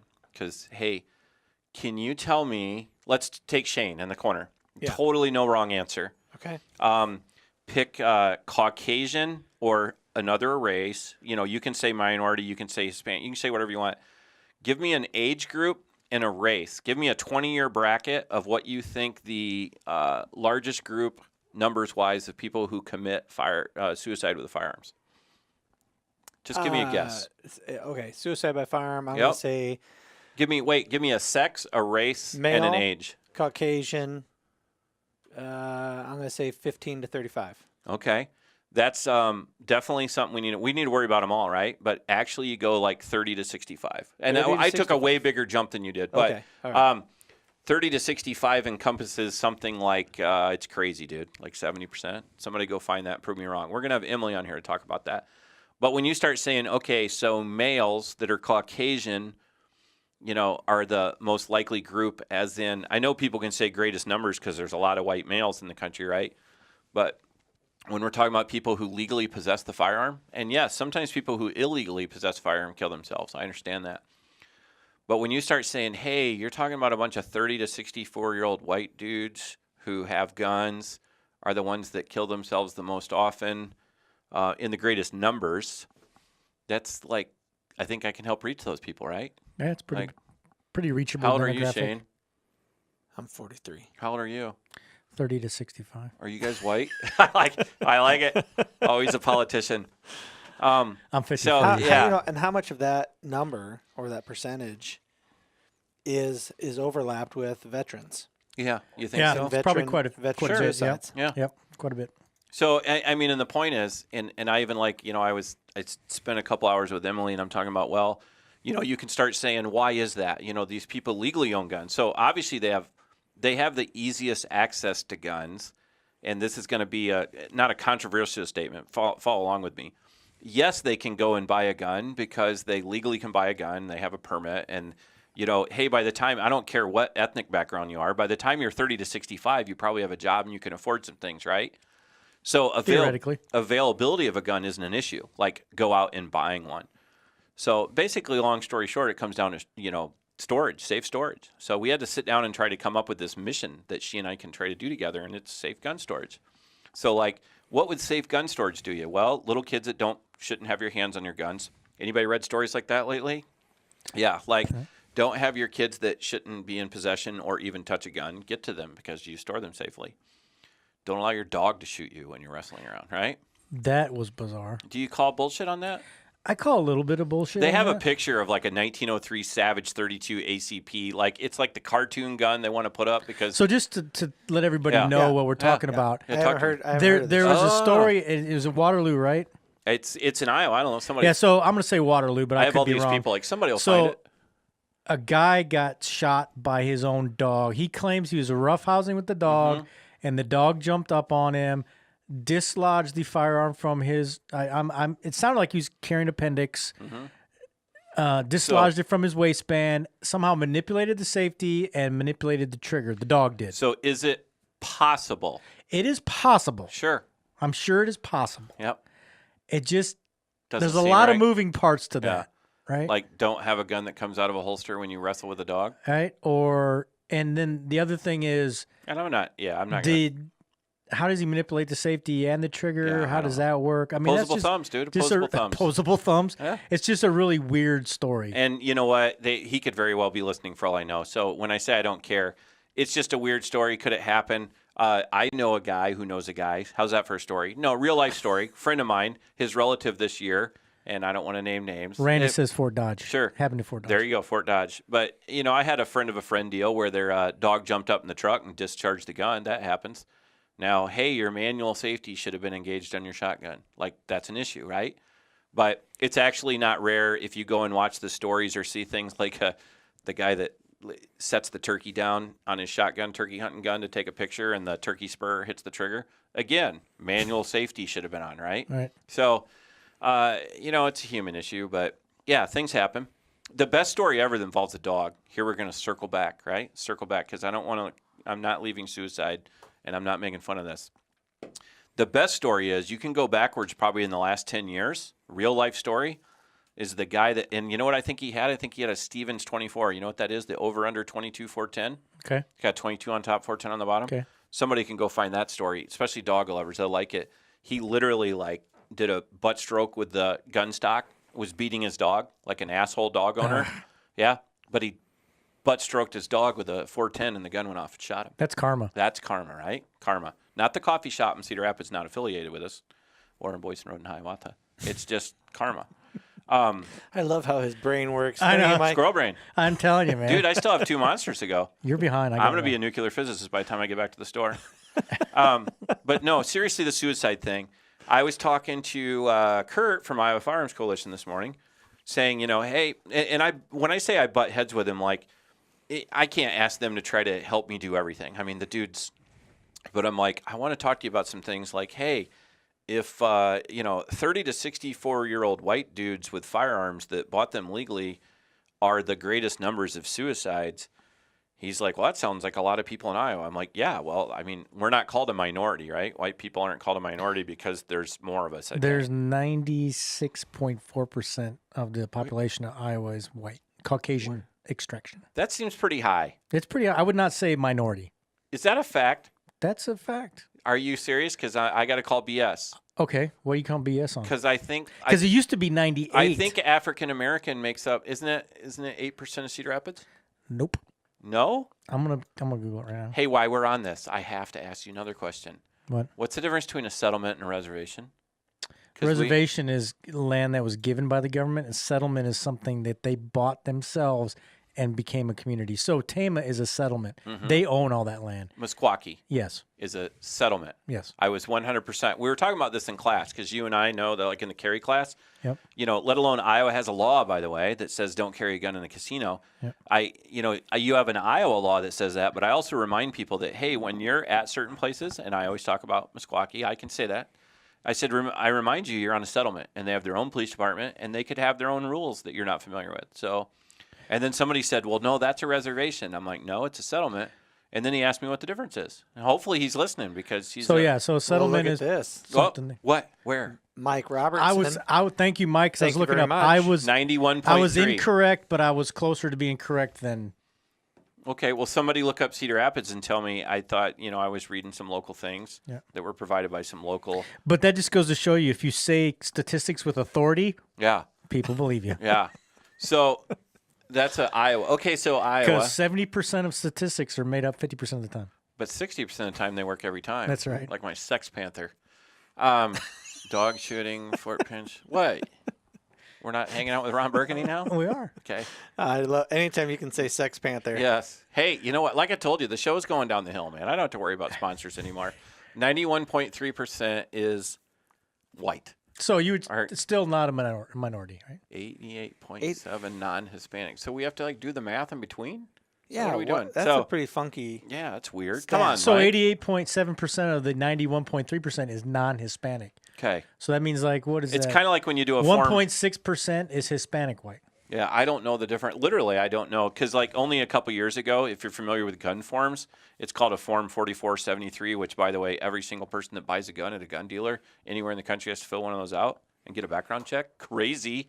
So anyway, but we have a law for that? They went, yeah. You can't just buy guns on the internet and just get them delivered to your house? Absolutely. Nerf guns. Okay. Okay, they're guns too. All right. We got a more detailed. Mike is our statistics guy. busted. You're Yeah, hired. You're Good job, hired. Mike. 2.2%, 0.012. Let's see, Native Americans 2.1. 5.58 is African American. So that's Iowa, and he's probably hopefully. No, he said that's Cedar Rapids. Cedar Rapids. No, he didn't say it. Did he? That's what he said. Where do you see the word Cedar Rapids? The racial makeup of the city, which you asked about Cedar Rapids, so he answered you. Oh, holy cow! Gosh darn, Mike. Mike, you're hired. Yeah. So anyway, it's back to the fact where even though that video, I made a video that said, hey, let's talk about suicide kind of thing, right? And I mean, it's not about me; it's about all those people out there. But I'm also a white dude between 30 and 65 that owns guns. Is how do we get people on board talking about it? How do you change even if you go to Foundation 2 or any other, let's say, I don't want to just call it a suicide talk group. I don't mean that, but people that discuss that professionally all the time, everywhere. The big thing is they even want to change the stigma that's associated with, let alone you have the huge mental health stigma, right? People talk about that. So do some people that have mental health issues end up being people that commit suicide? Sure. Hell yeah. By the way, the thing that I'm guilty of myself is we talk about the words mental health and guns get brought up all the time, right? And someone else, probably Mike Robertson at this point, who's just been made the COO of CVO Gun Talk. So is if you go look at the statistics of how many people that committed violent crimes with a firearm were actually clinically mentally ill, it's a pretty small number. Usually it's just ass clowns that are doing ass clown things they're doing violence that you and I don't think about, right? Yeah, but I get it. You could start saying, well, how many of them get evaluated because they're already dead? I'm just going to say if you got if you've got a propensity for violence and you're doing violent things with a firearm, I would just say that you probably have a screw loose. No, not really. No, I disagree. it's There's cool. just evil Would you do that? No, but So what are you saying though? But are you saying evil people are mentally ill? Yes. That's your version. Clinically mentally ill, or they just do bad things you and I wouldn't do? I'm saying that if you are somebody that enjoys doing bad things, then you probably are mentally ill. You just have a bad moral compass. Because you're mentally ill. See, because you don't have a moral. We need professionals to chime in here. So how much time do we have left what's the definition of a sociopath? Right, sociopaths are people that don't have a moral compass. You just said that if you enjoy committing violence, you don't have a moral compass. Therefore, you're a sociopath. Therefore, you're mentally ill. Oh, he got you. That was some mental jujitsu right there. That's right. No, that's cool. What? Sure. Yeah. So, do you think? Are you saying the Vegas shooter was mentally ill? Sure. You think so? I am. All right. Well, how do you know you didn't just snap? What about the people? But it's still being mentally ill. Because if you can be mentally ill, you're not mentally ill. You're not mentally ill. You're not, and boom, something happens, and you're mentally ill, and then you can not be mentally ill. Yeah. So is that was that magic? Temporary insanity? Yeah, or whatever you want to call it. Whatever they call it in the justice system? Sure. We need like some real professionals on here to help us with this one. You know who would have been really fun with this is Nick Maybanks. Well, yeah. He would have been kind of fun. I think we should get Nick. We should get Jackie, Nick, and Emily all on the last show. Have like a huge round table. Mm-hmm. Yes. And then at the end, they can all take Jason Clark on at once. For what is it, 2 minutes? 5 minutes? I say Jason Clark just busts into the room. Yeah. And we see how we can survive. But then I'm going to pull out of this bag a Snickers and Chuck Norris. So, we're so far off. So. Sorry, that's just my opinion. No, I think it's awesome you're saying your opinion. But even I'm like, hey, we have mental health issues now. And we do. And then everybody can say, it's Brandstad's fault, and it's that, and screw Trump, blah, blah, blah. I get so tired of that from the point of view that in the world of law enforcement, you can go read 20 different articles, and you could probably ask Nick Maybanks. It's very true that law enforcement gets used to deal with mentally ill people, don't they? Yeah. They're like you have a mentally ill person doing things that really are just not just morally, they're legally not acceptable in public. So what happens? The cops show up. Or just not even socially acceptable, right? Well, not even socially acceptable. But I understand as in, do they truly frighten some people? Yeah, that's what I'm saying, though. Yeah. So you got a guy that's sitting on a park bench talking to himself and screaming to the Sure. Is he doing something illegal? No, but does he make people nervous? Sure. Do they call the cops? Yep. Yeah. Could he get up and approach somebody and scream, I am King James or something and scare somebody? Right. Which there's more to that story. But so the thing is that person, if they're scared, they had a right to call the police, and legally they could even say they were assaulted if they were scared or whatever. So, but the problem is, I'm not saying it's illegal for the police to take them. It ends up being the easiest thing. Let's get this person away from other people. We don't know what they're capable of, right? You as an officer, you don't know what this person's capable of. So the safe thing is they're going to go to jail, and then, I don't know. When I say maybe they get forgotten, they're not getting the help they need in the way they need, right? Right. But I also agree, and I've had people jump our crap here on the thing saying, and I know local cops that would say this, is the cops I know are very compassionate to people that actually have mental health problems. Like literally really mentally ill people, the cops I know are very compassionate. I say cops out of all due respect. Officers of the law. But they also don't have a lot of compassion for, hey, when you know how to tell time and you still have a car, or you have a family member you live with that has a car, but you choose to not make your appointments on time, and you're not taking the medications that are provided to you and paid for by the taxpayers and everything else, that's when they start saying, you know what, you got to make choices. Like, got to help me, help you type thing, right? Got to go get help. And when it's provided for you, you got to, take them up on it. But huge issue, right? Like, you're not going to sort that out in one talk on CVO Gun Talk or 10 hours. Because we've been talking about this issue for months. Because I'm super guilty of saying, quit worrying about the gun laws. We have a mental health issue. Really what I mean by that is, first of all, gun laws apply to people that are law-abiding. That's not going to get anywhere. Most all your violence is done around here in this area. Do you have dudes that legally own a gun that kill themselves? That gets thrown into gun violence. And I'm not making fun of that. A life ended. The thing is I separate those people from the guy that's going to drive around here and shoot at people, right? In parking lots and everything else you read about almost every single, let's say every single week in Cedar Rapids, Iowa. And I'm not picking on Cedar Rapids as in like it's police force. There's a lot of violent people willing to do stupid things, and they use guns that are possessed illegally. So, whole nother issue. Man, we're getting way off course. Kind of.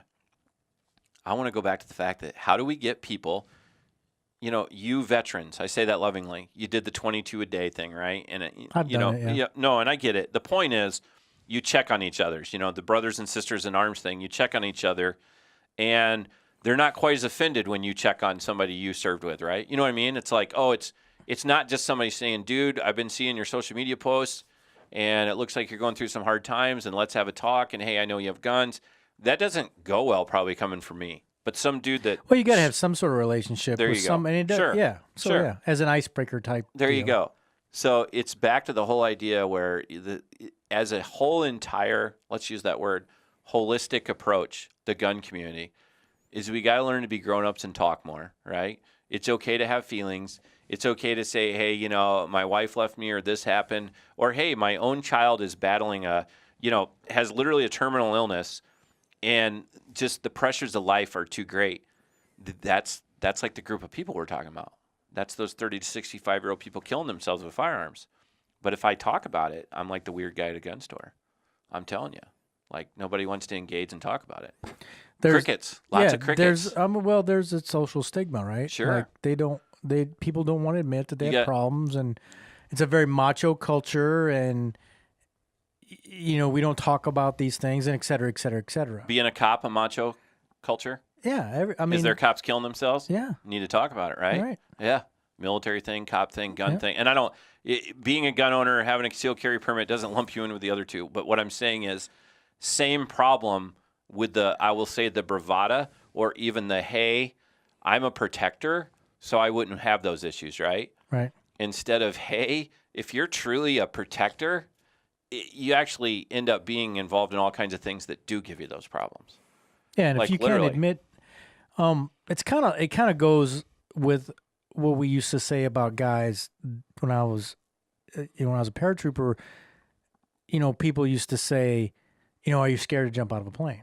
And we used to say, if you're not, you're either lying or you're crazy. Yep. Because if you're not scared to jump out of a plane, there's a difference between being scared and doing it. Yeah. And not being scared, right? Sure. Everybody is scared unless you're crazy or you're a liar, right? Yeah. I mean, so that's kind of the same thing. Really, right? It's just the one group you have to worry about. The liars, they're still scared. Right, they're still scared. It's the so what I'm saying is if you kind of look at that, everybody has things in their lives that cause them anxiety. Sure. And I'm not going to call it like, PTSD or whatever. Sure. Think traumatic things, whatever it is. People experience emotions, and to say that you don't, or to kind of act like you don't, is, you're either crazy or a liar. You'd have to be Hannibal Lecter. Right. Then that'd be an issue. Right. So just because you have a carry permit or you're taking training doesn't mean you can't be emotionally upset about something. Yeah. Like the whole idea of, exactly. Having a carry permit means nothing to me as far as that goes. Literally, actually, I would say, again, it would be weird to see how many people that were illegally in possession of a gun kill themselves versus people that were legally in possession of the gun that killed themselves. See where I'm going with that? Yeah. Like, you don't already have a criminal past or been through that, or can say that you came from these hardcore streets and your life was really shitty, and so you had to sell weed or whatever, and you got in kind of, you know what I'm saying? It's like when you are literally seen as, hey, I'm the 40-year-old white dude from Rockwell that owns guns legally, it's not going to be me. That's the problem. Is it right now it's them. But people don't want to talk about that. Mm-hmm. They think it's weird. They always look around.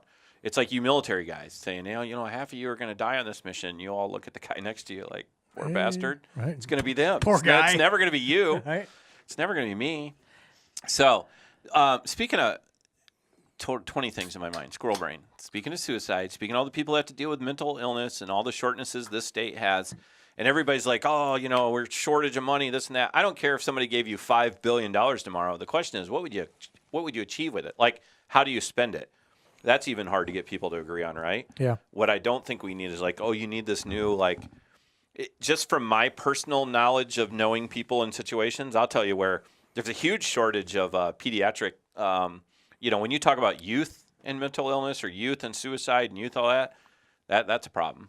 And mental health is a problem all in general in Iowa, but trying to find help for youth, that's a serious issue. Yeah, in general, there's not enough beds. No. And to take care of these people, help them out, whatever. And by the way, you physically do mean beds. Like these people can stay here and be taken care of. Mercer's only got so many. Does Mercy even have maybe someone can chime in. Do they even have? I'm not sure on that. I don't even know if they have pediatric mental. I'm not sure. St. Luke's only has some. Other than that, you got to go to Des Moines. You got to go wherever. You got to go to Omaha. I've taken folks as far away as Omaha. I was gonna say, yeah, yep, up to Minnesota. Yep, exactly. So that's an issue somehow. So speaking of all that, by the way, something else. Loop back around. You went to the VA and you dealt with some people there. Sometimes when you go to a hospital, some people talk to you, like I'm going to say as in your official capacity, you're there, you're Mike the paramedic. And what do people refer to you sometimes that you always, it's that little nickname, it's funny. They call you ambulance drivers? Ambulance driver, yeah. And then you say thanks. Nurse helper or doctor helper. Doctor's helper, which I super laughed about that, so I get it. So, and I like Ricky Bobby, with all due respect, let's talk about doctor's helpers, people. It's National Nurse Week. It's Nurses Week. Nurse Week. Thank you, nurses. Yay. Thank you, nurses. We won't call you doctor's helpers, but I think it's funny We're in just your joking. story. I'm joking. Let's see. Personally, I know my wife's a nurse, so thank you. My wife, she's still a nurse. She can be a director, and being the nurse is the important part. You know what I mean? I don't care where they move up the food chain. She's like, I'm a nurse. So my daughter's fiance is a nurse. That's awesome. I know there's some people that shop at my store. Sarah, I'll just say Sarah. Sarah's a nurse. Who else is a nurse that shops at my store? Paige. Paige, yeah. And then, because I get confused with the things of paramedics that are associated with area ambulance doesn't make you a nurse. I get it. But what I'm talking about is people come in wearing like uniforms. Sure. Like if I don't personally know you, you could have been either like a oral hygienist or a nurse, and I don't know. I just see scrubs. Mm-hmm. But so speaking of which, so everybody knows, here's how it works. I announced it earlier. You can go and find the rules that, yes, I'm going to require you to physically show up at my store and have to fill out a little ticket. But we're giving away some cool things next Monday to nurses. And I'm going to let you in on a secret right now. Only one person has actually done that. What? So the one person, odds. I think her name's Amanda something. I don't want to call her out yet, but I laughed when I told the employees right before I left. I held up this jug. And I'm like, right now, this lady's going to win free classes, a couple pedicures, a bottle of vodka, and some other stuff. She wins it all instead of distributing that amongst It's them. crazy. Yeah. Get out there, nurses. What the Yes. hell? When I say alcohol, it's just because some nurses I know that's they like alcohol. I mean, in a Get social way. unwind. What's that? I'll see if my wife is busy tonight. Maybe Is she she a can nurse? stop by. Yeah. Your wife's a nurse? Yeah. There you go. We've never even See? talked about that. Labor and delivery. Where at? She used to be a labor and delivery at St. Luke's. Cool. She used to be, or she is there? Well, until the Great Danes broke her arms. When did you tell us this? You didn't know that?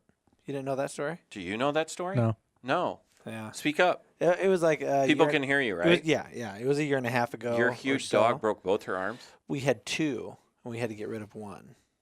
And they were together. They were both on one leash. Mm-hmm.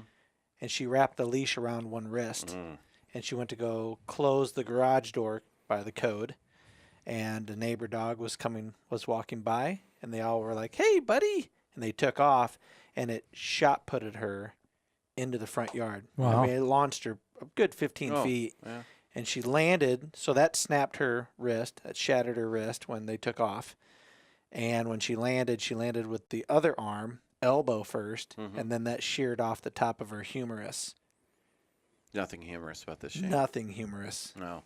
No. So I didn't know anything about that. Did Yeah. you know No, anything I- about no, the no. whole entire time we've been recording podcasts? You never told us that? Right. That yeah. sucks. She should go and apply. She She should go should. put her name in. Should. She's still a nurse to me.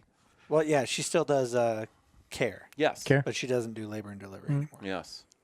Well, Yeah. good. Yeah, get out there. And, that's good I'm stuff. glad she's okay. Holy cow. I'm going to throw in a plug, though. Do it. Plug.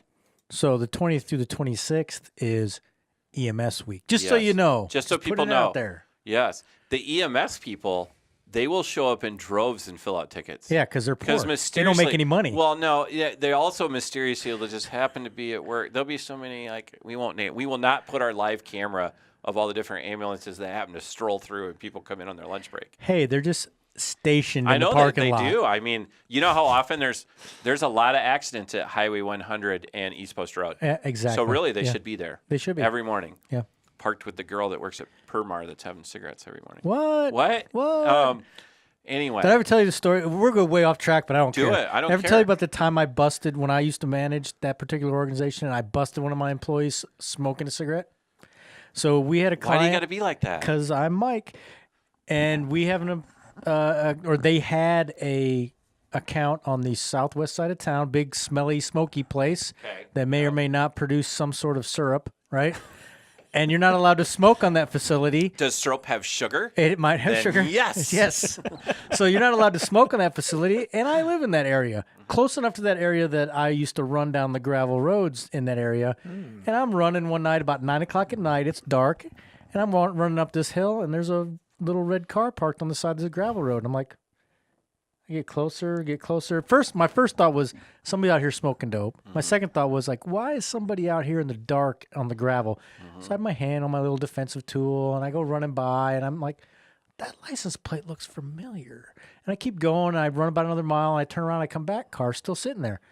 I'm like, that's one of our cars. So I stopped, and I walked up.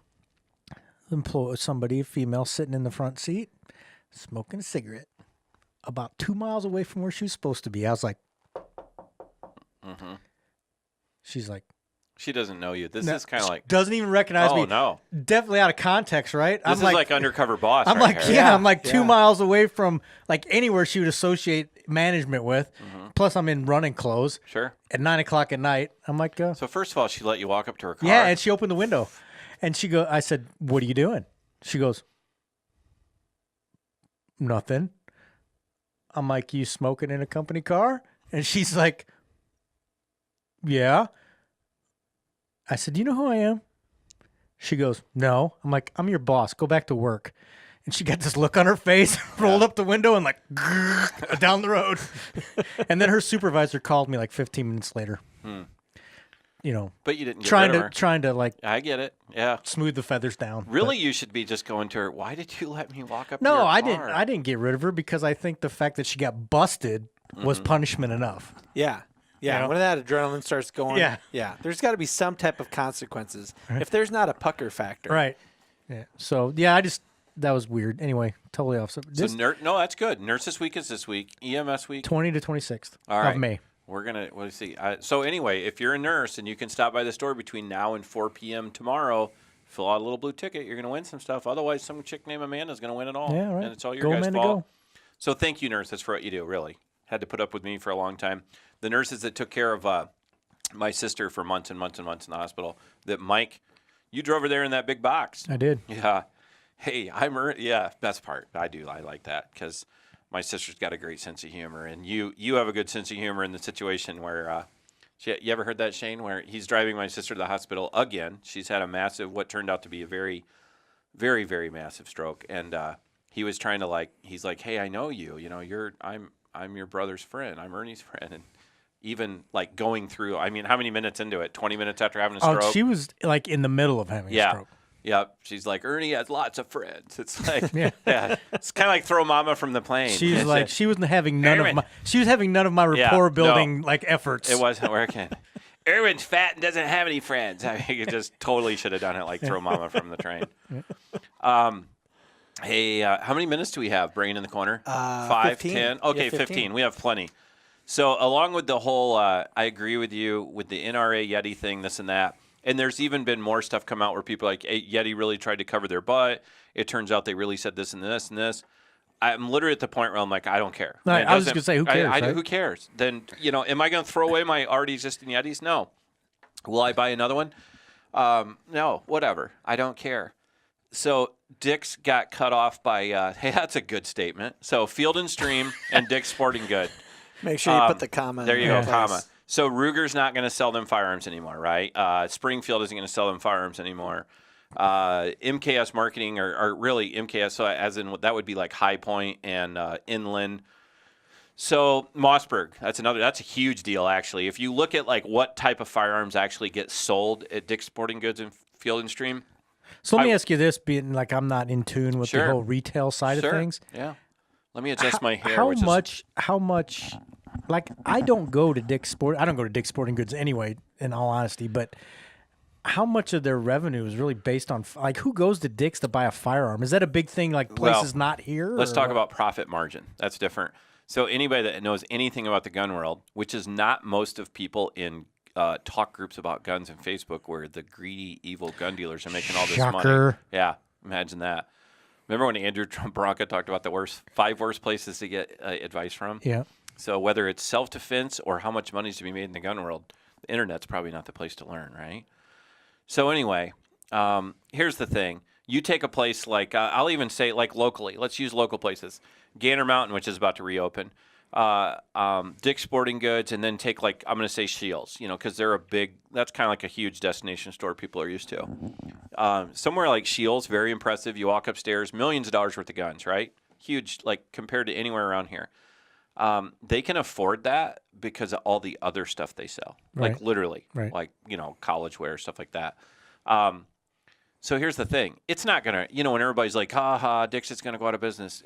Dick's is not going to go out of business because they're not making $5 on an 870 shotgun. Yeah, that's kind of my thought. I mean, like, when I have been in Dick's in the past, sure, I wasn't looking for guns, man. I was looking for, like, bike riding gloves or something, I go there and I'd buy my son's football gloves whenever he would tear them up, and I would buy black and silver Rapala No. 5s when they had them on sale. So the thing is that's where too many people in the gun world, when I say they think they're too important, I mean that lovingly. Like, go out and actually do things. Join the IFC.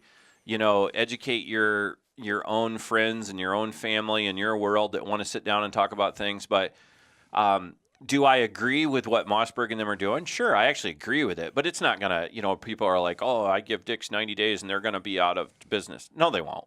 No, not gonna happen. If they go out of business, it's for a lot of other reasons. It won't have anything to do with the profit that they're missing from selling cheap shotguns at $0 over cost. So it's just one of those things. But it's interesting to see because you have I know more about the gun world than most people that are out there bitching about it. And I'll back that statement. Like, what's funny is if you or me, in 2001, I opened the store. Taylor Guns was still in business in Not Marion. Taylor Swift? Nope, not Taylor Swift. She wasn't around yet. Well, she was. It was never mind. So Taylor Guns was open. Scott Taylor, he's a nice guy. I opened my store in 2001. I think Taylor Guns closed in 2003 or so. But, there was no Midwest Shooter Supply yet. There was no Second Amendment. There was no guy in the Amanas. There was no guy in Alburnett. There was no, and all these people now can be like, what guy in Alburnett? Go out and find gun dealers. Go support whoever you want. The point is, it was never easy to make a living doing what I do, and it definitely isn't. But there's way more competitors now than ever, right? Mm-hmm. So, and that's okay. That's cool. It's America. What's interesting is in the beginning, Gander Mountain showed up to town, and they were like, when they first built the Gander Mountain, it's like, that's a big deal. Oh, there's Gander Mountain. That's awesome. And they have all this and this and this. So when all these people are busy hating Yeti, and saying, I'll never go here and I'll never go there, how long are you going to hold that grudge? Because why don't you go back and factually look at things like, hey, Gander Mountain, for years, they wouldn't sell a handgun with under a 4-inch barrel because it wasn't for sporting purposes. So, yeah, go check your facts right here in Cedar Rapids. So you had a company that basically said, oh, we don't believe in you having handguns with those little barrels. It's not for sporting purposes. So go ask any of the people that used to work there. It's literally a thing. Now, why do you think they changed their policy on that? Do you think it was because they support the Second Amendment all of a sudden? Or they were losing their ass in sales. Right, or the market changed. Sure. Right. And you can go back and look at things, even like Shields. It's factually like Shields in the past. When I worked at Shields, they didn't sell Glocks. They weren't anti-Glock. They just had strict rules about here's what we will and won't sell based off, when I say liability is, you have to provide, Shields is very professional as far as hey, if we're going to sell your product, we have to know it's safe. You got to prove to us it's safe, and you got to have such and such amount of insurance. So that changes things over. when I worked at Shields, it was no secret. Anybody that's been buying guns or was old enough to buy guns back in like 1997, which is very few of some of you, like Shields they didn't used to sell a gun with a pistol grip stock. Like, hey, we're not going to sell Benelli shotguns with a pistol grip stock. We're definitely not going to sell AR-15s. They're scary, right? They've changed their own mood on that. And I'm not going to say, even though I'm not an enemy of Shields, I'm not a fan of Shields, it doesn't matter. They're a big, successful American story, good for them. But I think they changed it for the right reason, At the same time, people would say, I hate Shields because they don't have pistol grip shotguns, so I'm never going to shop there. In my day and age, I'll tell you this, I don't know how it is now. When you worked at Shields, Shields bought your, I think they'd pay for your NRA membership. So, I mean, like, they believed in, like, the Second Amendment, but they also had some rules. But the gun world's very quick to, like, just eat each other. It's crazy. It is. It's terrible. It is. It's terrible. Say it more like Charles Barkley. Terrible. There you go. Very terrible. So we need to do better to actually work together, It's kind of interesting when people say, well, there's 4.5 million, 5 million NRA members, whatever they up to. They have more and more people joining them now just because people are bashing them. So it's frustrating that, like, hey, I have to defend the NRA. And when I say I have to, I want to defend the NRA from the point of view that their members aren't running around doing all the murders in this country. That's not the problem. No, that's why I posted the other day that I disagreed with the leadership selection of the NRA. And Yes. I kind of hashtagged not a fan of the NRA, but then I also said not for the reasons you think. Yeah, I saw that. A couple of my liberal friends jumped on there and they were like, oh, yeah, because they're a bunch of criminals. I'm like, no, they're not a bunch of criminals. They are not doing what I think they should be doing. They're not an evil, like, terrorist organization the way some people are trying to portray. Oh, them. literally terrorists being Yeah, called. right, Yeah, right. How many people have said that? Yeah. Shannon Watts or whoever. Yeah, people are crazy. Sure. They're cray-cray. Oh, the comedian. God, he just wouldn't get over that. The one comedian keeps going on and on about how they're. But I'm so tired of hearing about the blood on their hands, the blood of the children on their hands. It's like, man, it's yep. I mean, literally, I got no tolerance for it anymore. And when I say I got no tolerance, because hey, I'm going to go back to being the guy I wasn't 5 years ago that says, hey, let's go try to change the suicides by 1%, 2%, 3%. So take 2/3 of all gun deaths being suicides. Let's go try to use that term. Let's save 1 or 2% of them from doing that.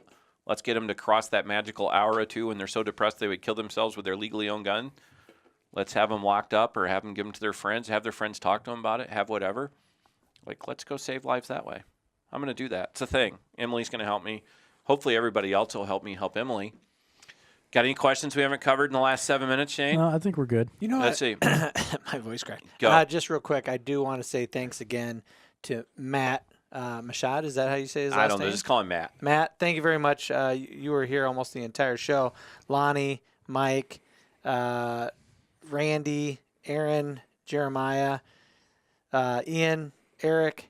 Thank you so much for listening. Saw Heather up there. Heather was watching. Heather, yeah. Listening and participating with the show. You guys make it fuller and more well-rounded, and you come back with all these stats, Mike. So look at Mike. We're gonna have to. I'm definitly gonna tell him next time. The official statistician. Yes. Yeah. We're gonna tell him next time exactly when the show is on and what topics we're gonna have. I'll give him my made-up stats beforehand so he can look them up and refute me. Yes. Hey, that's good.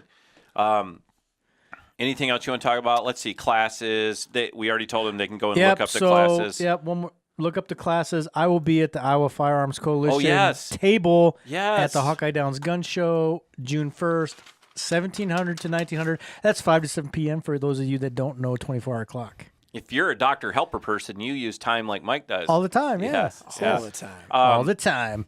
So, yes, that is awesome that you're helping them out. Iowa Firearms Coalition. That's your own thing. I should be helping Come them see out me too. so I'm not bored. Yeah. I'm not like a good gun show guy. I'm really not. And I mean that, like, if I go in there, people are like, hey, you're from that place. I want to ask you your opinion about this. And then I just get angry because I paid $7 to get in here. I don't want to talk to you. I'm not there to look at the pleather, ammo pouches. You're going to look around, though. I'll be there, but I'm going to be there to help out the IFC. You know what problem you're going to have at the gun show? They have some kick butt assorted snacks. I know. Beef jerky, elk jerky, buffalo jerky. They got like those like half salty, Jalapeno half sweet wrapped, almonds. It's good. Yeah. It's good. Let alone they have like nacho cheese chips and And stuff. knives. Knives are my weakness. Stabby. So, knives cardio. Knives and cardio are my weakness. Have you guys seen Zombieland? I'm going first. I'm going first. All right. All right. Shane, you got anything else you want to add? We had this terrible feedback earlier when I did this, so let's go back real quick and talk about if you are interested at all in classes from Cedar Valley Outfitters. Go to Cedar Valley Outfitters on Facebook, and you have fundamentals, and then go to events right here, and you can see fundamentals of home defense and women's self-defense class with Mike Gillette's coming up, and also Ernie, you had talked about, but I don't think anybody could hear it, was the youth firearm familiarization. When you and said safety we class. had terrible feedback, you mean like reverberation? Reverb, yeah. Not like people thought we were crappy? No, it was Because it you're was gonna too hurt loud, my feelings. and nobody could hear what you were saying. Youth firearms. So I was saying, I think the 23rd and 24th is completely sold out, but Friday the 22nd still has some openings, and it was so successful, and my version of successful is so many young kids are being accompanied by their parents doing that we have another one's going to happen for sure on July 28th and possibly the 29th. Awesome. So we'll have another backup date as in for the other parents that maybe were on vacation in June or that, or just simply didn't get signed up soon enough. So, wow, look at the things that are trending. Donald Trump, Elon Musk, and, the Hawaii.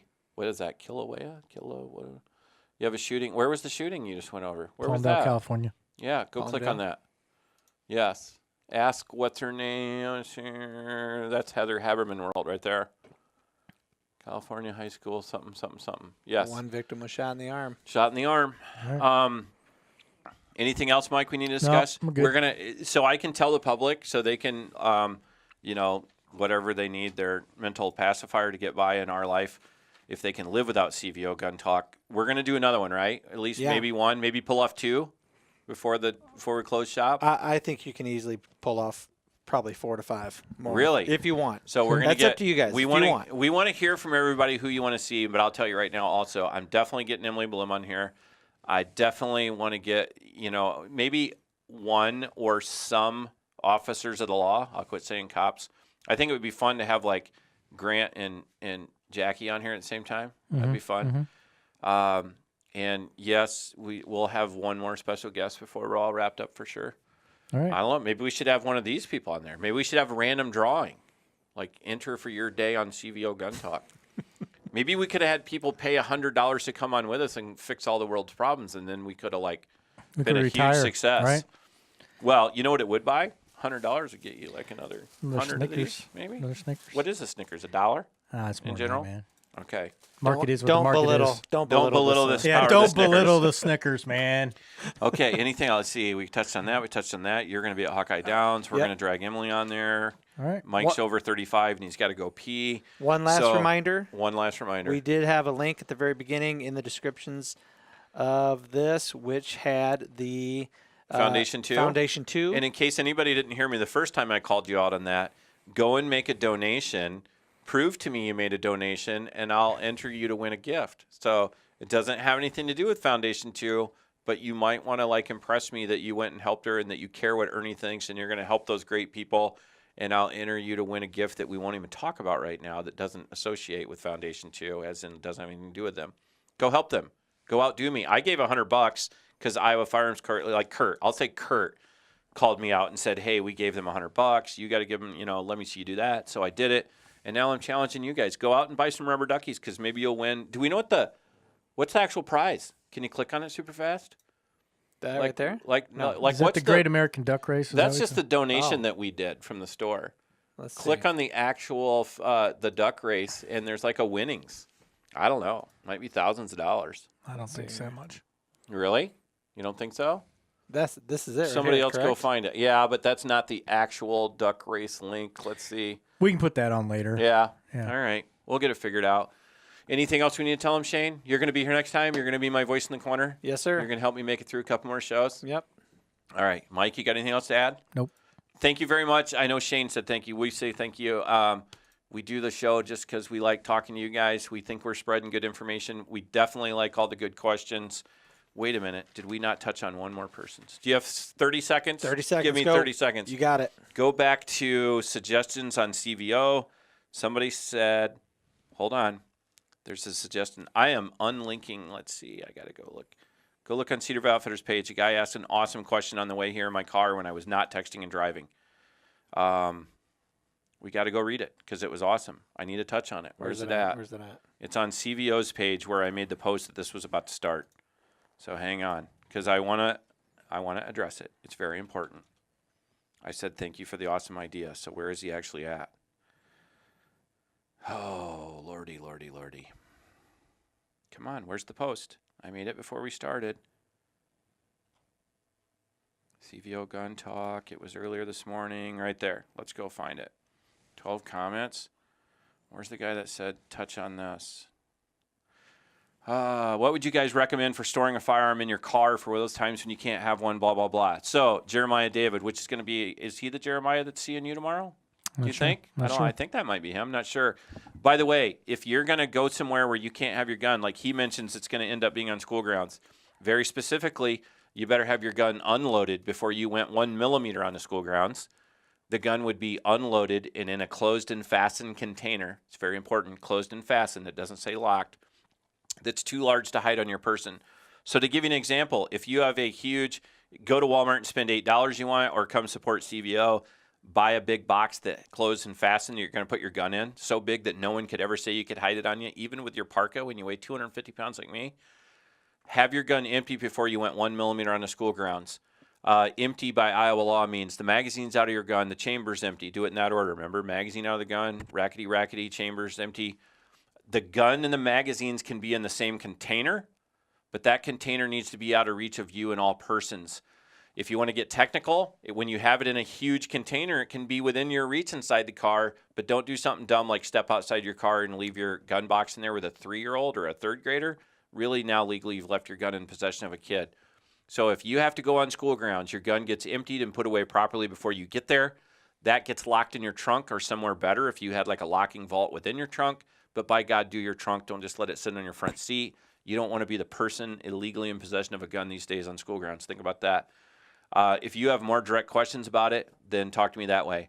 I know people like saying, I got a steel lockbox that wires to my, my seat where it bolts into the frame. That sounds awesome, and I get it. I know morally and ethically you're looking out and saying, well, I'm going to put it in a steel box that has a steel cable, and I'm going to bolt that thing to my seat where it's bolted into the frame, and that's better than Ernie's idea. I like that you want to put it in something cool like that. The problem is that box is physically small enough, even though it's attached to your car seat, it's small enough legally in court they could say that that was concealable on your person. So stick with a bigger box. If you want to wire it to the frame inside your trunk, like where the actual car trunk hinge is or something, then do that. That'd be awesome. Anything else, you guys? Thank you all for listening very much. As always, watch out for the red Chevy truck. Peace out.